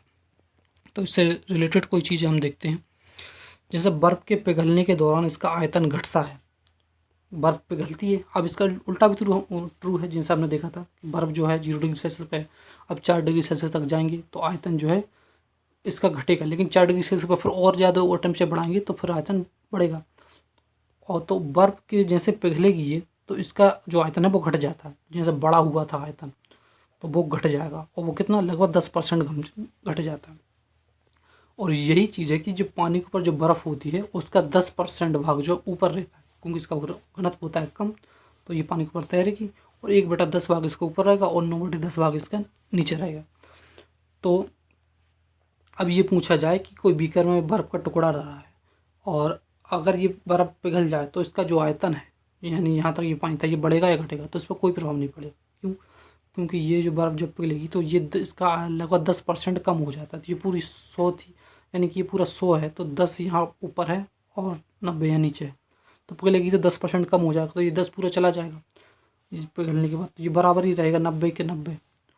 उसके बाद बर्फ़ पिघलने के बाद बीकर में जल का स्तर वही रहता है, ये हमने देखा था, ये अभी देखा। उसके बाद अब ये है बर्फ़ बीकर में, यहाँ पानी भरा है, पानी के ऊपर बर्फ़ है, इसका 10% भाग ऊपर निकलता है, लेकिन एक सिक्का है, सिक्का इसके ऊपर रखा है। तो अब इसमें पूछा है कि बर्फ़ पिघलने के बाद पानी का स्तर पहले से क्या होगा, तो पानी का स्तर पहले से घट जाता है। ऐसा क्यों? ऐसा हमें तो ऐसा लगता है कि जब बर्फ़ पिघलेगी तो स्तर वही रहेगा और सिक्का अंदर गिरेगा जिसका स्तर बढ़ जाता है। लेकिन जब तक ये स्थिति थी तब तक तो ठीक था, इसका 1/10% ही भाग बाहर था। लेकिन हमने जैसे ही सिक्का ऊपर रखा, सिक्का ऊपर रखेंगे तो पानी का स्तर कुछ ऊपर चला जाता है क्योंकि इसके दबाव से बर्फ़ कुछ अंदर चली जाती है और इसके बर्फ़ के अंदर जाने से पानी का कुछ स्तर ऊपर हो जाता है। लेकिन जब बर्फ़ का आयतन ज़्यादा है और इसका सिक्के का कम है, अगर सिक्के का आयतन भी उतना ही होता तो उस पर भार ज़्यादा होता, जिस कारण बर्फ़ पूरी अंदर चली जाती। तो इसका आयतन कम है, सिक्के का कम है और बर्फ़ का ज़्यादा, जिस कारण अब ये होता है कि पानी में कोई चीज़ है, जितनी बड़ी आयतन की चीज़ हम पानी में डालेंगे वो उतनी ही पानी को हटाएगी जितना उसका आयतन है, जितना उसका आयतन पानी के अंदर। तो पानी के जो जितनी बर्फ़ अंदर जाएगी उतने वो आयतन को उसमें हटाएगी तो ये ऊपर चला जाएगा इसका स्तर पानी का। अब पानी का स्तर ऊपर चला गया, अब ये बर्फ़ पिघलेगी तो इसका 1/10 भाग जो है वो कम हो जाता है बर्फ़ का, तो लेकिन इसका 1/10 तो बाहर था ही नहीं, इसका तो सिक्का ऊपर धुलने की वजह से कम था। तो जब ये पिघलेगी तो जितना ये बर्फ़ के अंदर जाने से ये पानी का स्तर ऊपर गया था इस सिक्का रखने की वजह से, तो ये पिघलने के बाद जब सिक्का अंदर जाएगा तो उतना स्तर नहीं बढ़ा पाएगा, जिस कारण जो पहले जो स्तर था उससे कम हो जाएगा। यानी यहाँ पे उस स्तर की बात कर रहे हैं, ये सिक्का रखने के बाद जो स्तर है, इस स्तर में अगर अब ये मैंने बर्फ़ भी डाल दी, सिक्का भी डाल दिया, उसके बाद पानी का ये स्तर है, इस स्तर होने के बाद अब इस स्तर से हमें मेजर करना है कि अब ये बर्फ़ पिघलेगी, उसके बाद सिक्का नीचे गिरेगा तो जो पानी का स्तर है वो पहले से कम हो जाएगा। तो ये इम्पोर्टेंट हो जाता है। तो ये चीज़ हो गई। और तैरने का सिद्धांत हमने देख लिया, जब कोई वस्तु जो है पदार्थ तैरते हैं तो उसका घनत्व कम होने के कारण वो तैरते हैं। अब देखते हैं समुद्र तल से ऊंचाई की ओर जाने पर दाब। अब हम दाब के बारे में पढ़ने वाले हैं। तो समुद्र तल से ऊंचाई जाने पर दाब घटता है और समुद्र की गहराई में जाने पर दाब बढ़ता है। तो ऐसा क्यों होता है, आइए हम समझते हैं। तो अब देखिए, जो हवाएं जो होती हैं वो उच्च दाब से निम्न दाब की तरफ चलती हैं। यानी यहाँ पे हवाएं हैं, चल रही हैं, और यहाँ पे भी जगह है। यहाँ जो दाब है वो 10 है, यहाँ पे 9 है। तो हवाएं जो इस तरफ चलेंगी क्योंकि यहाँ पे दाब ज़्यादा है और ये खुलना चाहेंगी, जिस कारण ये निम्न दाब की तरफ भागेंगी। तो ऐसा ही कुछ हमारे खून के साथ होता है। ये हमारा शरीर है और इस शरीर में हमारा खून बह रहा है। तो यहाँ का दाब और जो बाहर हमारा वायुमंडलीय दाब है, तो वो जो हमारा शरीर है उस दाब को एक सा बनाए रखता है। हमारी मतलब वायुमंडलीय दाब के हिसाब से शरीर का दाब बना के रखता है। लेकिन जब हम ऊंचे पहाड़ों पर जाते हैं तो वहाँ पे दाब इतना कम हो जाता है कि शरीर के अंदर दाब ज़्यादा हो जाता है और बाहर दाब कम रहता है। तो जो खून है वो उच्च दाब से निम्न दाब की तरफ भागेगा, जिस कारण जो हमारे नाक से खून निकल जाता है। कहाँ पे, ऊंचे पहाड़ों पर चढ़ते समय नाक से खून दाब में अंतर के कारण निकलता है, क्योंकि वहाँ बाहर का दाब शरीर के दाब से कम होता है। हमारा अंदर जो शरीर का दाब है वो कम नहीं होता है, बाहर का दाब कम हो जाता है, इसलिए इस नाक से खून निकल जाता है। और नाक से इसलिए निकलता है क्योंकि वहाँ की जो ब्लड वेसल्स हैं कमज़ोर होती हैं, वो फट जाती हैं। अब हम दाब की बात कर रहे हैं तो दाब के कुछ मापने वाले इंस्ट्रूमेंट देख लेते हैं। जैसे रक्त को हम नापते हैं स्फेग्नोमीटर से, वायु दाब को नापते हैं बैरोमीटर से, वायु की आर्द्रता को नापते हैं हाइग्रोमीटर से, और हवा की चाल को नापते हैं हम एनीमोमीटर से, और द्रव के सापेक्ष घनत्व को नापते हैं हाइड्रोमीटर से। अब इसके बाद हम और चीज़ें देखते हैं दाब के बारे में। तो जैसा कि ये समुद्र तल है, यहाँ पे दिल्ली है, और ये कुछ पहाड़ ऊपर है, यहाँ पे शिमला है। तो यहाँ पे जो होगा, यहाँ पे वायुमंडलीय दाब ज़्यादा होगा और यहाँ पे वायुमंडलीय दाब कम होगा। क्योंकि कोई भी चीज़ जैसे, ठीक है, ऐसे ही समुद्र में भी होता है। ये समुद्र है, कोई वस्तु यहाँ है और कोई वस्तु यहाँ है, तो ये ऊपर जो वस्तु है इस पर जो दाब है वो कम होगा, क्योंकि यहाँ पे इसके ऊपर कम चीज़ें होंगी, जबकि यहाँ पे इसके ऊपर वायुमंडलीय दाब तो है ही, इसके ऊपर इतना पानी का दाब भी है, तो यहाँ पे दाब ज़्यादा होगा। तो ठीक है, सही होता है। जब ऊँची चीज़ होती है तो यहाँ पे सिर्फ इस इतने लेवल तक का वायुमंडलीय दाब है, जबकि इससे नीचे जो चीज़ है उस पर यहाँ तक का तो दाब है ही, साथ में यहाँ का भी दाब है, ये वाला दाब भी, तो यहाँ पे दाब ज़्यादा है। तो यहाँ पे हम एक और कॉन्सेप्ट पढ़ते हैं। जैसे कि हमने देखा था कि जो फ्रीजिंग पॉइंट होता है, फ्रीजिंग यानी कि जमना पॉइंट, जहाँ पे जमने लगती है। मेल्टिंग पॉइंट, जहाँ पे वस्तु ठोस अवस्था द्रव अवस्था में जाने लगती है, पिघलने लगती है। यानी फ्रीजिंग पॉइंट वो होता है जिस टेम्परेचर के नीचे, जैसे 0 डिग्री सेल्सियस, इसके टेम्परेचर के नीचे कोई वस्तु जाएगी तो वो वहाँ पर फ्रिज होने लगेगी, यानी जैसे पानी के लिए हम मांग रहे हैं। और मेल्टिंग पॉइंट वो होता है जिस टेम्परेचर से ऊपर कोई वस्तु जाएगी तो वो पिघलने लगेगी। जैसे 0 बर्फ़ के लिए मेल्टिंग पॉइंट, 0 से ऊपर जाए तो बर्फ़ पिघलने लगता है।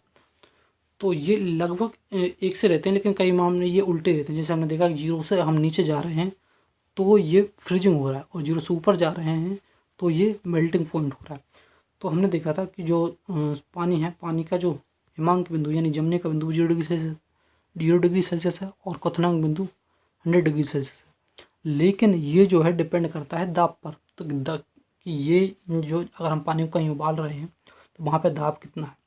अब होता क्या है कि ये जो 100 डिग्री सेल्सियस जो है, ये 100 डिग्री सेल्सियस पर ही पानी क्यों उबलता है। अगर हम समुद्र के तल की बात करें तो समुद्र के तल पे, जैसे ये जो बीकर है, यहाँ पे पानी भर दिया है और यहाँ से मैं इसको दे रहा हूँ हीट, तो ये बाहर का जो यहाँ पे ये वेव्स निकलती हैं धीरे धीरे, यानी कि यहाँ पे जो वाष्प निकलती हैं, अब इन वाष्प का अपना दाब होता है।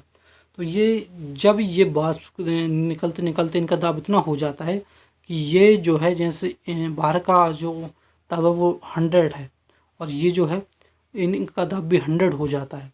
तो जब ये बाहर के दाब को मैच कर लेती हैं तब इनका फिर पानी का टेम्परेचर जो है वो बढ़ना बंद हो जाता है। तो यानी कि यहाँ पे दाब की बात हो रही थी। जब ये दाब को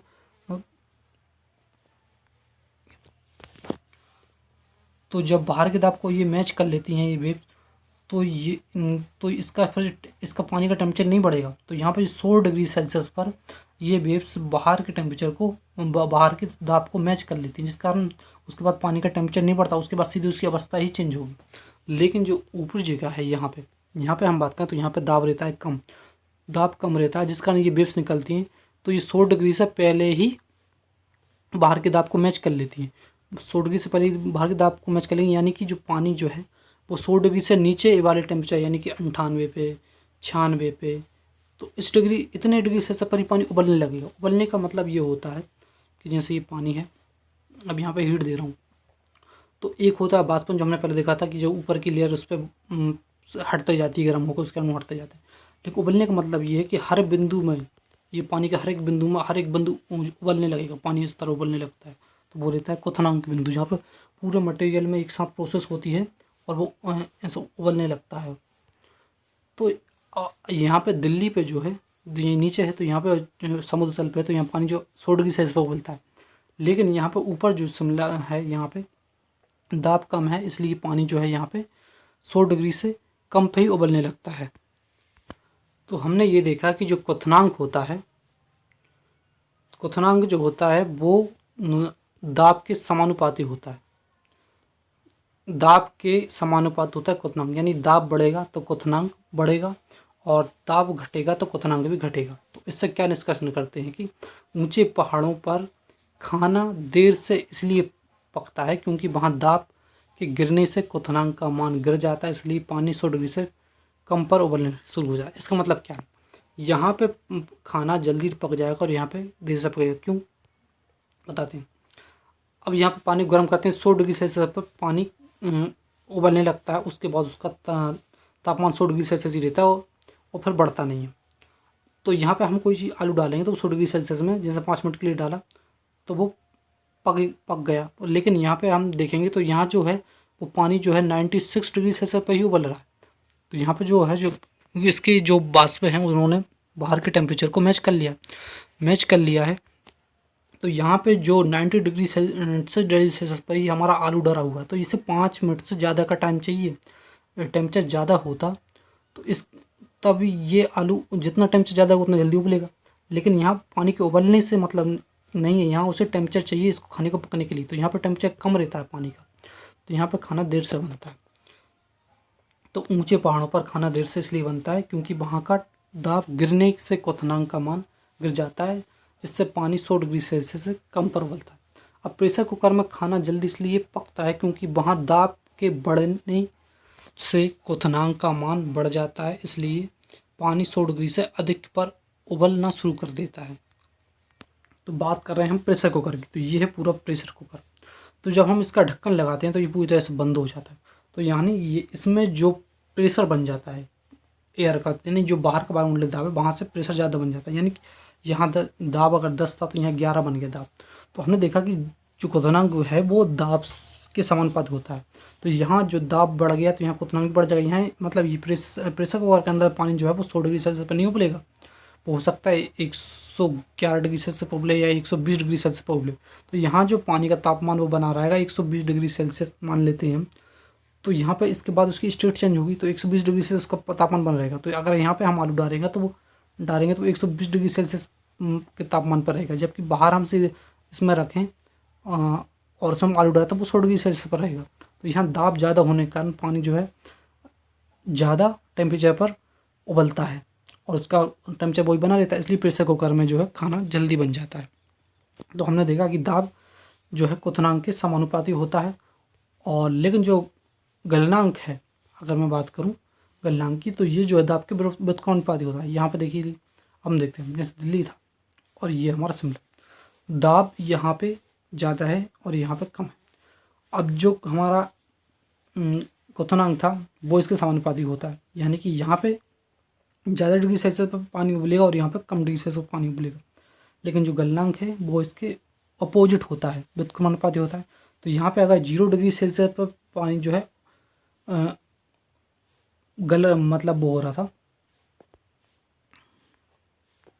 तो गलनांक यानी कि हमारा कोई ठोस वस्तु का किसी लिक्विड में बदलना। तो जैसे हमारा बर्फ़ है, तो यानी 0 डिग्री सेल्सियस पर अगर बर्फ़ यहाँ पे गल रहा था, 0 डिग्री सेल्सियस ऊपर बर्फ़ गल रहा था, तो यहाँ पे और यहाँ पे जो यहाँ पे दाब हो गया कम। यहाँ पे दाब उतना ही था, तो यहाँ पे 100 पे हमारा पानी उबल रहा था और 0 डिग्री सेल्सियस पे बर्फ़ जो है वो गल रहा था। तो यहाँ पे जो बर्फ़ को गलाना आसान होता है, जबकि यहाँ पे बर्फ़ को गलाना आसान नहीं होता है, क्योंकि यहाँ पे जो बर्फ़ है तो यहाँ दाब कम होने की वजह से अब यहाँ पे 0 डिग्री सेल्सियस पे बर्फ़ नहीं गलेगा, यहाँ उसके लिए 2 या 3 यानी ऊपर का टेम्परेचर चाहिए उसके गलने के लिए, क्योंकि यहाँ पे दाब हो गया कम। दाब कम होने की वजह से वो गलनांक जो है वो बढ़ गया। अब ये देखिए, ये स्केल है, ये 0 डिग्री सेल्सियस है, यहाँ माइनस में है, -1, -2, ठीक है, और यहाँ प्लस में है 1 और प्लस में है 2। अब इससे ज़्यादा समझ में आएगा कि अब यहाँ पे पानी है, ठीक है, तो पानी यहाँ पे दाब ज़्यादा है तो क्वथनांक ज़्यादा है, यानी कि यहाँ पे 100 डिग्री सेल्सियस पे पानी उबल रहा है, तो हम टेम्परेचर 0 से 100 तक ले जा रहे हैं, ठीक है, तो पानी उबल रहा है। लेकिन यहाँ पे जो पानी उबलेगा, यहाँ पे दाब हो गया कम, तो यहाँ पे टेम्परेचर हो गया कम, तो यहाँ पे 96 पे ही उबल रहा है। तो यहाँ पे पानी को उबालना आसान है यहाँ पे, और यहाँ पे पानी को उबालना थोड़ा मुश्किल है, लेकिन उसका टेम्परेचर ज़्यादा है। तो यानी यहाँ पे उसका क्वथनांक बढ़ गया, यहाँ पे क्वथनांक बढ़ेगा क्योंकि दाब बढ़ा तो क्वथनांक बढ़ा, 96 से 100 पहुँच गया, और यहाँ पर क्वथनांक उसका घट जाएगा, यहाँ से हम 96 हो गए, 100 से कम हो गया। अब ऐसे ही इसमें हो गया गलनांक। गलनांक यहाँ 0 डिग्री सेल्सियस पर हम एक बार फिर बना लेते हैं, 0 यहाँ माइनस में है, नीचे 1 2 1 2, ये माइनस में है। तो यहाँ पे 0 डिग्री सेल्सियस पर जो बर्फ़ गल रहा था, यानी कि अगर कोई -2 डिग्री सेल्सियस की बर्फ़ है, तो अगर उसे हम गलाना है तो हमें उसे 2 डिग्री सेल्सियस ऊपर ले जानी पड़ेगी, तो 0 डिग्री सेल्सियस पर वो गल जाएगी यहाँ पे। तो यहाँ पे दाब ज़्यादा था, अब यहाँ पे दाब हो गया कम ऊपर वाले से, तो यहाँ पे हमें क्योंकि दाब का उल्टा होता है गलनांक, तो गलनांक अब इसका गलनांक बढ़ जाएगा, यानी कि यहाँ पे सिर्फ 2 डिग्री सेल्सियस हमें ऊपर ले जाना पड़ रहा था तो गल जाती थी, अब हमें 3 डिग्री सेल्सियस ऊपर ले जाना पड़ेगा, यानी कि अब ये 1 डिग्री सेल्सियस पर बर्फ़ गलेगी। तो यहाँ पे बर्फ़ को गलाना मुश्किल होता है, यही कारण होता है कि ऊंचे इलाकों पर बर्फ़ अधिक देर तक बनी रहती है और गलती नहीं है। लेकिन उसके जो नीचे हमेशा जो गलती है बर्फ़, वो नीचे वाली परत से गलती है। क्यों गलती है? क्योंकि यह है ग्लेशियर, इसमें ऊपर वाली परत है और ऊपर तो दाब कम है, लेकिन इस बर्फ़ का भी अपना एक दाब है और नीचे वाली बर्फ़ पर इसका दाब पड़ रहा है। तो इसका दाब पड़ रहा है, इस कारण जो नीचे वाली बर्फ़ है इसके लिए दाब हो गया कम, और इसलिए ये कम टेम्परेचर पे भी पिघल जाती है। इसलिए ग्लेशियर के हमेशा नीचे से जो होता है पानी बहता है, क्योंकि वहाँ पे उसका नीचे वाला बर्फ़ पिघलती, ऊपर वाली नहीं। तो ये हमने देखा कि दाब का क्या प्रभाव पड़ता है क्वथनांक और गलनांक पर। अब इससे रिलेटेड हम क्वेश्चन देखते हैं, और इसमें हमें ये ध्यान रखना है कि दाब के समानुपाती होता है क्वथनांक और दाब के व्युत्क्रमानुपाती होता है हमारा गलनांक। और गलनांक मतलब किसी चीज़ का गलना। अब ये हमने देख लिया था, अब देखते किसी पानी में नमक मिलाने पर उसका क्वथनांक जो है बढ़ जाता। अब जैसे प्योर पानी था, अब इसमें मैंने नमक मिला दिया।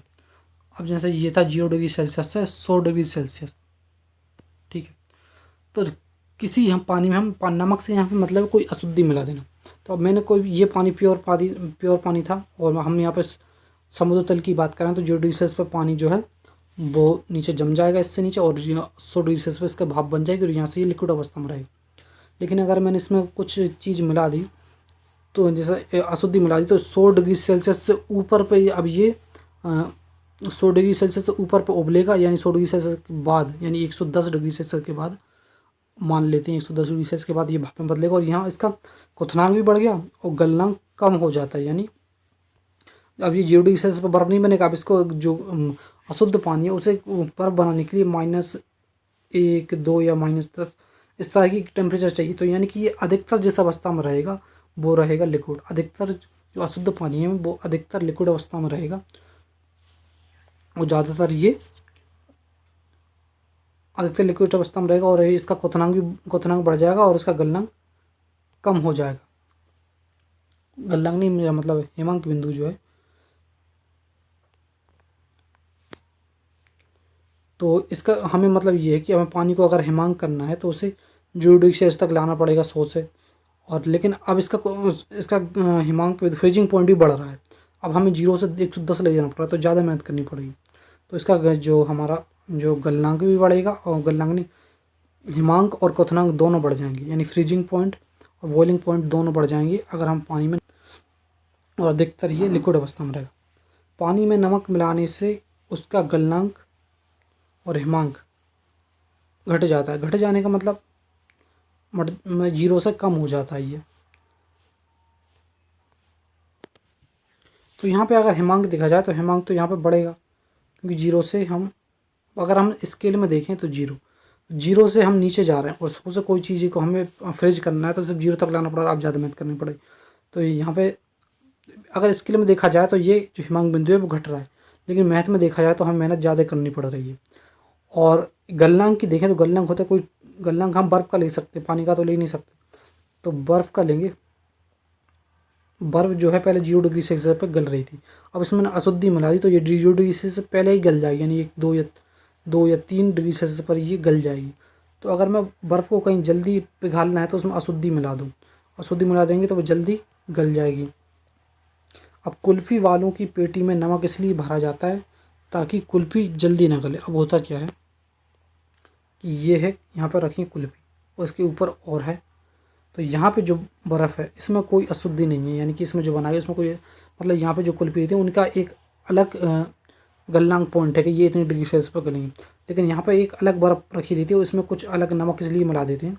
इसका क्वथनांक जैसे कि ये 0 डिग्री सेल्सियस पर गल रही है, तो इसका क्वथनांक मान लीजिए -4 डिग्री सेल्सियस हो गया क्वथनांक, वो मिलाने के बाद, अशुद्धि मिलाने के बाद। तो अब जो आएगी, जो हीट आएगी, तो वो इसका क्वथनांक कम है तो इससे सबसे पहले गलाएगी, इससे सबसे पहले गलाएगी और इससे नहीं गलाएगी। तो ये पूरी गल जाएगी, इसके बाद इस बर्फ़ का नंबर आएगा जो अंदर जो कुल्फ़ी रखी है। अगर इनका एक सा होता तो ये दोनों साथ में गल रही होती, ये भी गलती साथ में, ये भी वाली भी गलती। तो इसलिए जो कुल्फ़ी वालों की पेटी में नमक इसलिए भरा जाता है ताकि कुल्फ़ी जल्दी ना गले। तो दाब और जो हमारा गलनांक है वो एक दूसरे के अपोजिट होते हैं, व्युत्क्रमानुपाती होते हैं। और ग्लेशियर नीचे से इस कारण पिघलते हैं क्योंकि उनके ऊपर दाब बहुत ज़्यादा होता है, इसलिए गलनांक बिंदु घट जाता है। अब हम देखते हैं थर्म के बारे में। तो थर्म जो है एक ऊष्मा का मात्रक है, और एक थर्म बराबर होता है 10⁵ British thermal unit. British thermal unit क्या होती है? तो ब्रिटिश लोग जो हैं वो वजन को लेते हैं पाउंड में, और जो अपना तापमान है उसको फ़ारेनहाइट में नापते हैं। तो 1 पाउंड पानी का तापमान 1 फ़ारेनहाइट करने में जितनी ऊष्मा की आवश्यकता होती है उसे एक ब्रिटिश थर्मल यूनिट कहते हैं। तो एक थर्म जो बराबर होता है 10⁵ ब्रिटिश थर्मल यूनिट के बराबर होता है, यानी 1 पाउंड जो बराबर होता है 453.5 जी, या लगभग 450 ग्राम के बराबर होता है 1 पाउंड। अब हम कुछ आगे वाली चीज़ देखते हैं। तो इस कॉन्सेप्ट को पढ़ने से पहले हम कोई चीज़ देख लेते हैं, जैसे ऊष्मा। ऊष्मा है और यहाँ कोई पदार्थ के अणु हैं, ये अणु है, ये पदार्थ है, ये पदार्थ के अणु। अब पदार्थ के अणु को ऊष्मा मिलेगी, ऊष्मा मिलेगी तो ये जो है वो फैलने लगेंगे और ये अब मतलब फैलने लगेंगे। ये कहाँ देखा हमने? एक बहुत आम चीज़ जो देखने को मिलती है कि जब हम पानी को गर्म करते हैं और उनको ऊष्मा मिलती है, एक टेम्परेचर तक तो बेरीते हैं, उसके बाद उनकी स्टेट परिवर्तन होती है और शोक के बाद वो उनके अणु जो है वो गैस में बदल जाते हैं, फैलने लगते हैं। उनका आयतन बढ़ता भी है 4 डिग्री सेल्सियस के बाद, क्योंकि वो जो अणु जो है फैलने लगते हैं तो उसका घनत्व कैसा हो जाता है? कम हो जाता है। तो ऊष्मा मिलती है तो अणु जो है दूर दूर जाने लगते हैं एक दूसरे से, क्योंकि उनके पास ताकत आ गई है, ऊष्मा मिल गई, उन्हें शक्ति मिल गई, तो एक दूसरे फैलने लगेंगे। लेकिन जब उनसे ऊष्मा ले ली जाए, तो ये अणु थे, इनसे ऊष्मा ले ली जाए, तो इनके पास जो ऊष्मा थी तो ये जो है वो पास पास आने लगेंगे, तो ये पदार्थ भी है उसका जो आयतन है वो कम कम होने लगेगा। तो यानी ऊष्मा अगर हम किसी चीज़ को देते हैं ऊष्मा, तो उसका आयतन बढ़ता है। नॉर्मली आयतन बढ़ता है, लेकिन जो वाटर में हमने जो 0 से 4 डिग्री का जो कॉन्सेप्ट देखा है कि 0 से 4 तक उसका आयतन घटता है, 4 के बाद बढ़ता है। और ठंडी चीज़ करते हैं तो उसमें जो उसका नॉर्मल जो आयतन है वो घटता है। ऊष्मा अगर हम लेते हैं तभी तो चीज़ ठंडी होती है, तो उसका आयतन घटता है, लेकिन हमने जो बर्फ़ में देखा है कि 4 तक उसका आयतन घटता है और 4 के बाद फिर उसका आयतन बढ़ता है ठंडा करने। तो ये जो है ये गर्म पानी है और ये बीकर है। अब ये कांच का बीकर है और कांच जो है ऊष्मा का अच्छा चालक नहीं होता, यानी ऊष्मा को एक जगह दूसरी जगह पार नहीं करने देता। जैसे हवा है, हवा, कांच ये कुचालक हो गए हैं, तो ये जो ऊष्मा को एक जगह दूसरी जगह स्थानांतरण आसानी से नहीं करने देते। तो ये है कांच का बीकर जो कि ठंडा है और ये है गर्म पानी। अब गर्म पानी में क्या है, ऊष्मा है। ऊष्मा इस बीकर की सतह को मिलेगी, तो इसके जो अणु जो है वो दूर दूर भागेंगे। दूर दूर भागेंगे तो क्या हुआ कि बीकर की आंतरिक सतह बाहरी सतह की अपेक्षा ज़्यादा फैलेगी, जिससे कांच का बीकर टूट जाएगा। क्योंकि एक सतह ये फिक्स थी, अब ये ऊपर ज़्यादा फैलने लगी तो ये फैल नहीं रही, तो ये यहाँ से टूट जाएगा। अब इसी में दूसरा केस है कि कांच का ये गर्म बीकर ले रहे हैं हम, ये गर्म है और ये ठंडा पानी है। यहाँ पे बीकर कैसा होगा, ठंडा होगा। इसको यहाँ पे ये जो ठंडा पानी है ये इस गर्म बीकर से क्या ऊष्मा लेगा। तो ये ऊष्मा जब किसी चीज़ से ली जाएगी तो उसके जो अणु जो पास आएंगे, तो इसकी बाहरी सतह क्या हो जाएगी, आंतरिक सतह की मुकाबले ज़्यादा सिकुड़ने लगेगी, जिससे कांच का बीकर टूट जाएगा। यानी दोनों स्थिति में जो होता है कांच का बीकर टूट जाता है अगर उसमें कोई चीज़ गर्म और कोई ठंडी रखें और एक कुचालक हो। तो ऐसा क्यों होता है, क्योंकि कांच ऊष्मा का अच्छा चालक नहीं होने के कारण टूट जाता है। हम देखते हैं सर्दियों में एक मोटी चादर की अपेक्षा पतली चादर ओढ़कर सोने ज़्यादा राहत महसूस होती है, क्योंकि उनके बीच हवा की एक परत बन जाती है और हवा जो है ऊष्मा की अच्छी चालक नहीं होती। तो ये कोई मोटी चादर, अब इसमें कुछ चित्र होंगे, अगर हम इसे ओढ़कर सोते हैं तो यहाँ से ऊष्मा बाहर निकल जाएगी। लेकिन हम 2 चादर को लेकर सोते हैं तो एक चादर 2 चादर बीच में बन गई हवा, और यहाँ पे हम सो रहे हैं तो हमारा जो शरीर का टेम्परेचर है, जो ऊष्मा है, वो यहाँ निकल नहीं पाएगी, वो यहीं पर रह जाएगी, क्योंकि हवा जो है ऊष्मा का अच्छा चालक नहीं होती है, तो जी ऊष्मा को आसानी से बाहर नहीं जाने देती। काली और खुरदुरी सतह ऊष्मा की अवशोषण व अच्छी उत्सर्जन होती है।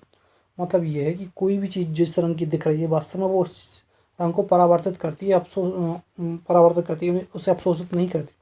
अगर कोई चीज़ काली दिख रही है, काली का मतलब ये कि सभी रंग को उसने अवशोषित कर लिया, तो उससे जो मतलब उसने जो प्रकाश जो पड़ा था, हर प्रकाश को अवशोषित कर लिया, उसकी पूरी ऊष्मा ले लेगी। लेकिन जो सफ़ेद रंग की कोई चीज़ दिख रही है, इसका यानी सभी रंग को अवशोषित कर दिया, उसने परावर्तित कर दिया, अवशोषित नहीं किया। तो यानी कोई भी रंग को उसने अवशोषित नहीं किया, तो उसने एनर्जी को लिया ही नहीं। तो श्वेत और जो चिकनी सतह रहती हैं, चिकनी सतह जो है उसको परावर्तित करती है, जबकि जो चिकनी सतह नहीं रहती है श्वेत, वो कुछ अवशोषित कर लेती हैं।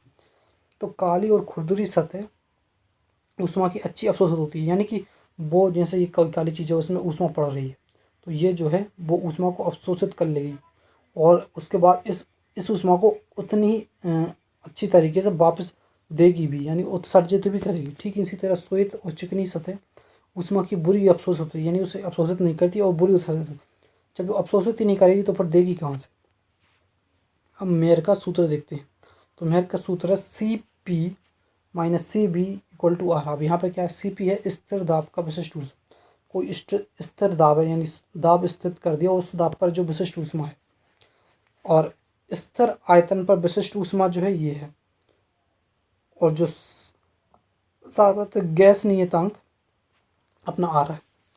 तो स्थिर दाब पर विशिष्ट ऊष्मा और स्थिर आयतन पर विशिष्ट ऊष्मा, इनका जो अंतर है वो सार्वत्रिक गैस नियतांक जो होता है 8.314 जूल प्रति मोल केल्विन के बराबर होता है। तो 1 मोल जो होता है वो लगभग 6.023 × 1023 अणु परमाणु के बराबर होती है। 1 मोल में इतने अणु या परमाणु होते हैं, और जिसे हम इसे हम क्या कहते हैं, इसे बोलते हैं ओवोग्राडो संख्या। ये एक ओवोग्राडिक संख्या है। अब देखते हैं हम पवनों के बारे में। तो पवन जो होती हैं वो 2 तरह की होती हैं। एक होती हैं जो लैंड से समुद्र की तरफ चलती हैं, और एक समुद्र से लैंड की तरफ चलती हैं। तो एक को कहेंगे हम समुद्री पवन, यानी सी ब्रीज, और एक मैदानी पवन है जिसे लैंड ब्रिज कहेंगे। तो होता क्या है कि जैसे ये समुद्र है और ये लैंड है, तो यहाँ पे अब जब सूरज की किरणें गिर रही हैं, किरणें यहाँ भी गिर रही हैं, तो लेकिन जो पानी जो है वो बहुत देर में गर्म होता है, आसानी से गर्म नहीं होता। लेकिन जो यहाँ पे जो रेत में है, जो और कोई चीज़ जैसे मट्टी है, तो वो जल्दी गर्म हो जाएगी। और जो चीज़ जितनी ज़्यादा जल्दी गर्म होगी उतनी जल्दी ठंडी हो जाएगी, और जो चीज़ जितनी देर से गर्म होगी उतनी ही देर से ठंडी होगी। तो ये जो है ये देर से गर्म होगा, ये जल्दी गर्म होगा। अब ये जो चीज़ है ये जल्दी गर्म हो गई, गर्म हो गई तो इसने क्या किया, इसने गर्म हो गई तो इसने यहाँ से हीट निकालना चालू कर दिया, हीट निकालना चालू कर दिया, जिस कारण जो यहाँ की जो हवा आते हैं उसके अणु जो है हीट मिल गई उनको, तो ये दूर दूर भागने लगे। तो इस कारण यहाँ पे दाब हो गया कम, और यहाँ पे पानी अभी गर्म ही नहीं हुआ है उतनी इसके मुकाबले, तो यहाँ पे उतना जो हीट नहीं निकल रही, और यहाँ जो है उतनी हीट नहीं निकल कर कारण यहाँ दाब ज़्यादा है। तो हवाएं जो कहाँ से, हवा ज़्यादा दाब से कम दाब की तरफ चलेंगी, यानी समुद्र से यहाँ लैंड की तरफ चलेंगी। तो यानी कि ये जो होता है ये दिन में होता है जब सूर्य निकलता है, तो ये इस तरह होगा। तो दिन में जो हवाएं चलेंगी वो सी ब्रिज बुकान से समुद्र से लैंड की तरफ चलेंगी। लेकिन जब रात होगी तो पानी जब शाम तक अच्छी तरह से गर्म हो चुका होगा, और ये जो चीज़ है जितनी जल्दी गर्म होती है लैंड उतनी ज़्यादा ठंडी हो जाती है। तो ये तो ठंडी होगी, अब ये गर्म हो चुका था, अभी उतनी देर में ठंडा होगा, तो ये एनर्जी निकालेगा रात को। तो यहाँ पे दाब हो जाएगा कम, और यहाँ पे दाब हो जाएगा ज़्यादा। तो रात में जो हवाएं चलेंगी वो लैंड से समुद्र की तरफ चलेंगी, तो ये होंगी मैदानी हवाएं। तो रात में जो मैदानी हवाएं चलेंगी और दिन में समुद्री हवाएं चलेंगी। देखते हैं किसी रेफ्रिजरेटर में फ्रिजर की सबसे अच्छी स्थिति ऊपर की वाले भाग की तरफ होती है। तो ऐसा क्यों होता है, देखिए ये है रेफ्रिजरेटर और ऊपर है फ्रीजर। तो ये अंदर हम कोई गर्म चीज़ रख रहे हैं, तो वहाँ से जो हवाएं निकलेंगी यहाँ फ्रीजर से मिलेंगी, और इसकी ठंडी हवाओं से मिलेंगी, फिर वापस आ जाएंगी, और फिर इसको चीज़ को ठंडा करेंगे, फिर इससे कुछ हवाएं निकलेंगी गर्म, तो फिर ऊपर जाएंगी, फिर इस जो रेफ्रिजरेटर फ्रीजर से ठंडी होकर फिर वापस आएंगे। तो ये साइकिल इस तरह चलता रहेगा। लेकिन अगर इसी फ्रीजर में हम जो रेफ्रिजरेटर है वो रेफ्रिजरेटर में फ्रीजर नीचे कर दें, फिर कोई गर्म चीज़ यहाँ पर रखें, तो यहाँ पे जो गर्म हवाएं ऊपर ही चलती जाएंगी और ठंडी हवाएं वो नीचे ही जाएंगी। तो ठंडी हवाएं जो होती हैं वो होती हैं भारी, तो जिस कारण वो नीचे की तरफ आती हैं, और जो गर्म हवाएं होती हैं वो हल्की होती हैं, तो जिस कारण वो ऊपर की तरफ जाती हैं। जिस कारण किसी जो रेफ्रिजरेटर में फ्रीजर की सबसे अच्छी जो स्थिति होती है वो ऊपर की तरफ होती है। लेकिन जो मॉडर्न रेफ्रिजरेटर आ रहे हैं उसमें फ्रीजर नीचे रख देते हैं, वो पाइप के द्वारा जो ऊपर से वो ठंडी हवाएं निकालते हैं। तो वैसा भी होता है। किसी बंद कमरे में रेफ्रिजरेटर का दरवाज़ा खुला छोड़ने से कमरे का तापमान बढ़ जाता है। तो देखिए ये है कमरा और ये है रेफ्रिजरेटर। तो यहाँ पर ये तार लगे रहते हैं नीचे, और यहाँ पर हम इसका दरवाज़ा खुला रख दें, तो यहाँ से जो ठंडी हवाएं जाएंगी, तो ये इसमें जो हवाएं गई और वही हवाएं इसने अंदर लेनी इससे फ्रीजर के अंदर, यानी हवाएं फ्रीजर से जा रही हैं कमरे में, कमरे की हवाएं वापस ले रहा है। तो ये तो चल रहा है, लेकिन इससे जो एनर्जी जा रही है, जो हम पावर दे रहे हैं, तो जिस कारण फ्रीजर क्या करता है, एक एसी की तरह सिद्धांत पर काम करता है। एसी क्या करता है, अंदर की जो हवाओं को, अंदर गर्म हवाओं को बाहर निकालता है, और जिस कारण कमरा जो ठंडा होता है। लेकिन जो ये फ्रीजर जो है जिसकी जो गर्म हवाएं हैं, कमरे की गर्म हवाओं को निकालेगा कहाँ से, तो एसी का तो जो गर्म हवाओं को निकालने के लिए उसका कमरे से बाहर लगा रहता है, ये तो अंदर ही रहता है। तो ये जो बाहर निकालता है वो इसके जो तार रहते हैं इसके यहाँ से पीछे से निकालेगा, तो ये कमरे के अंदर ही रह जाएंगी ये गर्म हवाएं। तो ये गर्म हवाएं कमरे के अंदर रह जाएंगी और कमरे का तापमान बढ़ जाएगा। एक तो ये स्थिति बन जाती है। दूसरी ये कि इसमें हम पावर देते हैं तो उसके जो तार होते हैं वो भी हीट प्रोड्यूस करते हैं, जिस कारण कमरे का तापमान बढ़ जाता है। तो ऐसा हमें लगता है कि अगर हम फ्रिज का गेट खोल दें तो इसमें ठंडी हवा आएगी, कमरे का तापमान कम हो जाएगा, लेकिन इसका उल्टा हो जाता है, बल्कि कुछ तापमान कमरे का बढ़ जाता है। किसी धातु की एक प्लेट के बीच छेद कर दिया जाए, यदि इसे गर्म कर दिया जाए तो छेद का आकार पहले से ज़्यादा बड़ा हो जाता है। ये कोई धातु की छड़ है और इसमें ये छेद है, अगर हम इसे गर्म करने लगे तो इसका जो छिद्र है वो पहले के मुकाबले बढ़ जाता है। क्योंकि इसको गर्म करेंगे, इसके अणुओं को मिलेगी हीट मिलेगी, तो इसके अणु इधर उधर भागने लगेंगे, तो यहाँ के अणु यहाँ भागेंगे, यहाँ इस तरह भागेंगे, तो ये जो इसका जो छिद्र है वो बड़ा हो जाता है। तो अब हम देख रहे हैं ऊष्मा स्थानांतरण की विधियाँ, यानी ऊष्मा को एक जगह से दूसरी जगह हम किन किन विधियों के द्वारा पहुँचा सकते हैं। तो पहला होता है चालन, कंडक्शन। तो इसमें क्या होता है, परमाणुओं की वास्तविक गति नहीं होती, लेकिन ऊष्मा एक स्थान से दूसरे स्थान तक जाती है। जैसे अणु होते हैं वो एक कंपन करते हैं, तो ऊष्मा एक से दूसरे अणु पर देंगे, दूसरे अणु से, इस तरह से अणु अपनी जगह ही रहते हैं, लेकिन ऊष्मा एक जगह से दूसरी जगह पहुंच जाती है। तो ये चालन विधि ऊष्मा स्थानांतरण की सबसे धीमा तरीके, इसमें ऊष्मा बहुत धीमे जाती है। तो ये ठोस के लिए सबसे अच्छा है, क्योंकि ठोस के अणु जो है वो गति नहीं कर सकते, वो एक ही जगह रहते हैं। तो ये ठोस के लिए सबसे अच्छा तरीका है, सर्वोच्च विधि है ये चालन। लेकिन द्रव के अणु गति कर सकते हैं, तो द्रव में ये विधि भी अपना सकते हैं, और गैस में भी ये विधि अपना सकते हैं क्योंकि इसमें अणु की जरूरत है। और निर्वात में नहीं अपना सकते क्योंकि निर्वात में कोई चीज़ नहीं होती, वहाँ पे हवा तक नहीं होती है, तो वहाँ पे कोई परमाणु या अणु का होना नामुमकिन है। दूसरी जो विधि है वो संवहन कन्वेक्शन विधि है। इसमें परमाणु की वास्तविक गति से ऊष्मा एक से दूसरे स्थान पर जाती है, यानी जो अणु हैं वो चल के जाएंगे और अपनी चल कर जाएंगे खुद और फिर ऊष्मा को देंगे। तो ये जो ठोस में नहीं हो सकती क्योंकि इसके अणु तो चल ही नहीं सकते, लेकिन द्रव के चल सकते हैं, गैस के चल सकते हैं, और निर्वात में तो अणु होते ही नहीं। तो द्रव और गैस के लिए सबसे अच्छी जो विधि है वो संवहन विधि है। और दूसरी होती है विकिरण। इस विधि में रेडिएशन जिसे हम बोलते हैं, इस विधि द्वारा हर किसी माध्यम में हम ऊष्मा को पहुंचा सकते हैं, यानी कोई भी माध्यम हो इसके द्वारा हम ऊष्मा को पहुंचा सकते हैं, परंतु वह जो माध्यम है वो पारदर्शी अकेला होना चाहिए। तो विकिरण ऊष्मा स्थानांतरण का सबसे तेज तरीका, इसमें सबसे बहुत जल्द हम ऊष्मा को पहुंचा सकते हैं, सबसे तेज तरीका है ये विकिरण का। तो ठोस में हम कर नहीं सकते क्योंकि ठोस कुछ पारदर्शी होते हैं, कुछ नहीं भी हो सकते हैं।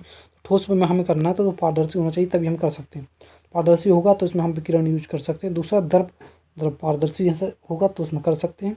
गैस पारदर्शी होती है अधिकतर, तो उसमें कर सकते हैं। निर्वात पारदर्शी होता है, उसमें भले अणु ना हो, तो निर्वात में अकेला हम कौन सी ऊष्मा पहुंचा सकते हैं, विकिरण यूज कर सकते हैं। तो निर्वात के लिए सर्वोच्च विधि है विकिरण।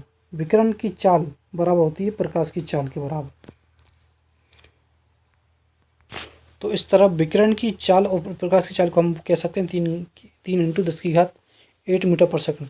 अब सूर्य का प्रकाश पृथ्वी तक विकिरण विधि द्वारा आता है क्योंकि बीच में पूरा निर्वात है, लेकिन परावर्तक जो मतलब देख सकते हैं हम एक जगह दूसरे के परावर्तक के माध्यम है, तो वहाँ पर विकिरण चल सकते हो, पर बहुत तेज चलती है, सबसे तेज माध्यम है, इसलिए ये जो है प्रकाश की गति यहाँ पे तेज रहती है निर्वात में। और थर्मस की चाय को गर्म रखने के लिए चालन, संवहन व विकिरण तीनों विधियों को रोका जाता है, यानी हम उसमें चाहते हैं कि उसमें तीनों विधि यूज नहीं करें, तो उसमें इधर से उधर चली जाएगी। तो थर्मस होता है वो कुछ इस टाइप रहता है, यहाँ पे भरी हुई है चाय, और यहाँ पे हम कोशिश करते हैं यहाँ पे हम चीज़ों को यहाँ पे टच भी नहीं करते, जिससे कि ये जो चीज़ें इससे माध्यम से आके इसमें चली जाए। तो यहाँ पे हम इसको खाली जगह निर्वात छोड़ देते हैं। यहाँ पे क्या होता है, वैक्यूम बना होता है, यहाँ पे वैक्यूम बना होता है। तो जो वैक्यूम जो है, जिस कारण जो हीट जो है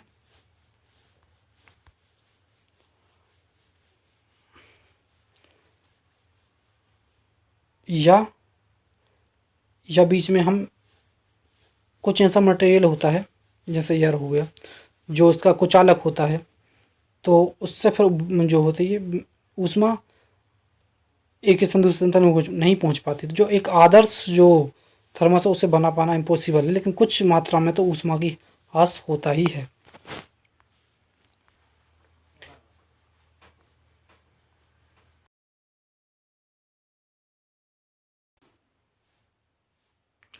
तो हम पढ़ रहे हैं आइडियल गैस इक्वेशन, यानी आदर्श गैस समीकरण। ये होता है PV = nRT। यहाँ पे P जो है वो दाब है, V जो आयतन है, और R जो है वो सर्वत्र गैस नियतांक है जो कि कांस्टेंट होता है, और N जो है मौलिक संख्या जो भी कांस्टेंट होता है, और T जो है वो दाब है। यानी कि मैं कहूँ कि दाब और आयतन का जो गुणनफल है वो मोलों की संख्या, सर्वत्र गैस नियतांक और तापमान के गुणनफल के बराबर होता है। इसमें से मोलों की संख्या और जो गैस नियतांक है ये कांस्टेंट होते हैं कि हम तापमान को, आयतन को और दाब को बदल सकते हैं। तो अब इसमें इससे रिलेटेड हम कुछ चीज़ देखते हैं, जैसे समतापी प्रकरण। अब नाम से समझ में आ रहा है कि इसमें हमने ताप को समान कर दिया, ताप को कांस्टेंट कर दिया। तो ये चीज़ तो पहले से कांस्टेंट थी, तो ये ताप भी कांस्टेंट हो गया। अब ताप कांस्टेंट हो गया तो ये हो गई PV = कांस्टेंट, यानी कि अब जब हम किसी ऐसी जगह पे ताप को कांस्टेंट कर देते हैं तो जो हमारा दाब और आयतन, इनका गुणनफल हमेशा कांस्टेंट रहेगा। यानी कि ये जो हो जाएगा दाब, इसी से दाब हमारा आयतन के व्युत्क्रमानुपाती हो जाएगा, दाब के व्युत्क्रमानुपाती आयतन हो जाएगा। अगर हमारा ताप कांस्टेंट है तो वहाँ पर ये चीज़ काम करेगी, ताप कांस्टेंट होना चाहिए। तो यहाँ पे कोई चीज़ है, इसका ताप 10 डिग्री सेल्सियस ही है, और ताप 10 डिग्री सेल्सियस है, और इसका आयतन ये है। और अब मैं इस पर अगर दाब बढ़ाता हूँ तो इसका आयतन जो है वो घट जाएगा। दाब बढ़ाता हूँ तो आयतन घटेगा, क्योंकि इनके गुणनफल को 100 होना है। और अगर आयतन बढ़ाता हूँ तो दाब घट जाएगा। तो ये एक दूसरे के व्युत्क्रमानुपाती हो जाएंगे। दाब आयतन के व्युत्क्रमानुपाती होता है जब तापमान स्थिर हो। तो ये हमने देख लिया। अब देखते हैं समदाबी प्रक्रमण। नाम से हम देख रहे हैं कि दाब को हमने कांस्टेंट कर दिया। तो दाब यहाँ पे था, दाब को कांस्टेंट कर दिया। यहाँ पे बाकी चीज़ें कांस्टेंट थी, तो यानी कि जो आयतन है वो टेम्परेचर के समानुपाती हो गया। तो दाब हमारा कांस्टेंट है, ये चीज़ है। यहाँ पे दाब लग रहा है, दाब कांस्टेंट है, यहाँ पे दाब 10 ही लग रहा है हर जगह। अब दाब 10 जगह लग रहा है, तो अगर मैं आयतन बढ़ाऊँगा, इसमें अगर मैं टेम्परेचर बढ़ाऊँगा तो आयतन बढ़ जाएगा। और जैसे कि हमारा ये होता है, हमने देखा था कि जो हमारा वायुमंडलीय दाब है वो एक सा लगता है। अब हम पानी वानी गर्म करते हैं, कोई चीज़ गर्म करते हैं तो उसका आयतन बढ़ जाता है। वो इसलिए बढ़ जाता है, हमने पानी का भी देखा था, 0 से 4 पहले घटता है, फिर 4 के बाद बढ़ता है, लेकिन बढ़ता तो है। अधिकतर चीज़ों को बढ़ता ही है ताप देने पे। क्यों होता है? क्योंकि वायुमंडलीय दाब एक सही रहता है, दाब एक सा रहता है, तो जिस कारण जो हम हीट देते हैं तो उसका आयतन बढ़ जाता है। तो ये इसी कारण होता है। तो आयतन और ताप समानुपात होते हैं जब दाब हमारा स्थिर हो। अब आते हैं सम आयनिक प्रकरण, जिसमें हमारा जो है आयतन सम आयतनीय प्रकरण, इसमें आयतन को हमने कांस्टेंट कर रहे हैं। आयतन हमने देख लिया कि हम सब इतना ही आयतन रखेंगे, फिक्स कर दिया। तो इसमें हमारा जो दाब है वो टेम्परेचर के समानुपात हो जाएगा। यानी अब इसमें अगर मैं दाब बढ़ाता हूँ तो टेम्परेचर कम हो जाएगा, और टेम्परेचर ज़्यादा देता हूँ तो दाब जो है, टेम्परेचर ज़्यादा देता हूँ तो दाब भी बढ़ जाएगा। और अगर दाब ज़्यादा देता हूँ तो टेम्परेचर बढ़ जाएगा, और दाब कम करता हूँ तो टेम्परेचर भी कम हो जाएगा। ये एक दूसरे के समानुपाती हो जाएंगे। तो ये गैलीलियो ने ये नियम दिया था, और ये था कि दाब उसके टेम्परेचर के बराबर हो जाएगा, दाब ताप के समानुपाती होता है आयतन स्तर हो। और एक तो रुद्रोम प्रक्रम, तो इसमें ऊष्मा का वातावरण के साथ कोई संबंध नहीं होता है। यानी ऊष्मा वातावरण के साथ कोई संबंध नहीं रखती। ऊष्मा का आदान प्रदान जो होता है वो शून्य माना जाता है। एग्जाम्पल में टायर का फटना, टायर में ऊष्मा बाहर नहीं निकल पाती, फट जाता है। धमनी का निकलना, थर्मल जो थर्मस होता है उसमें भी ऊष्मा बाहर नहीं निकल पाती है।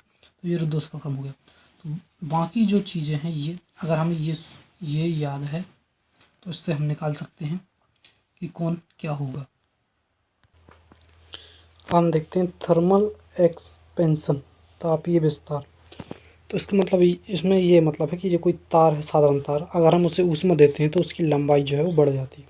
तो ये साधारण तार, इसकी लंबाई L है, इसे ऊष्मा देने के बाद इसकी लंबाई L डैश हो गई।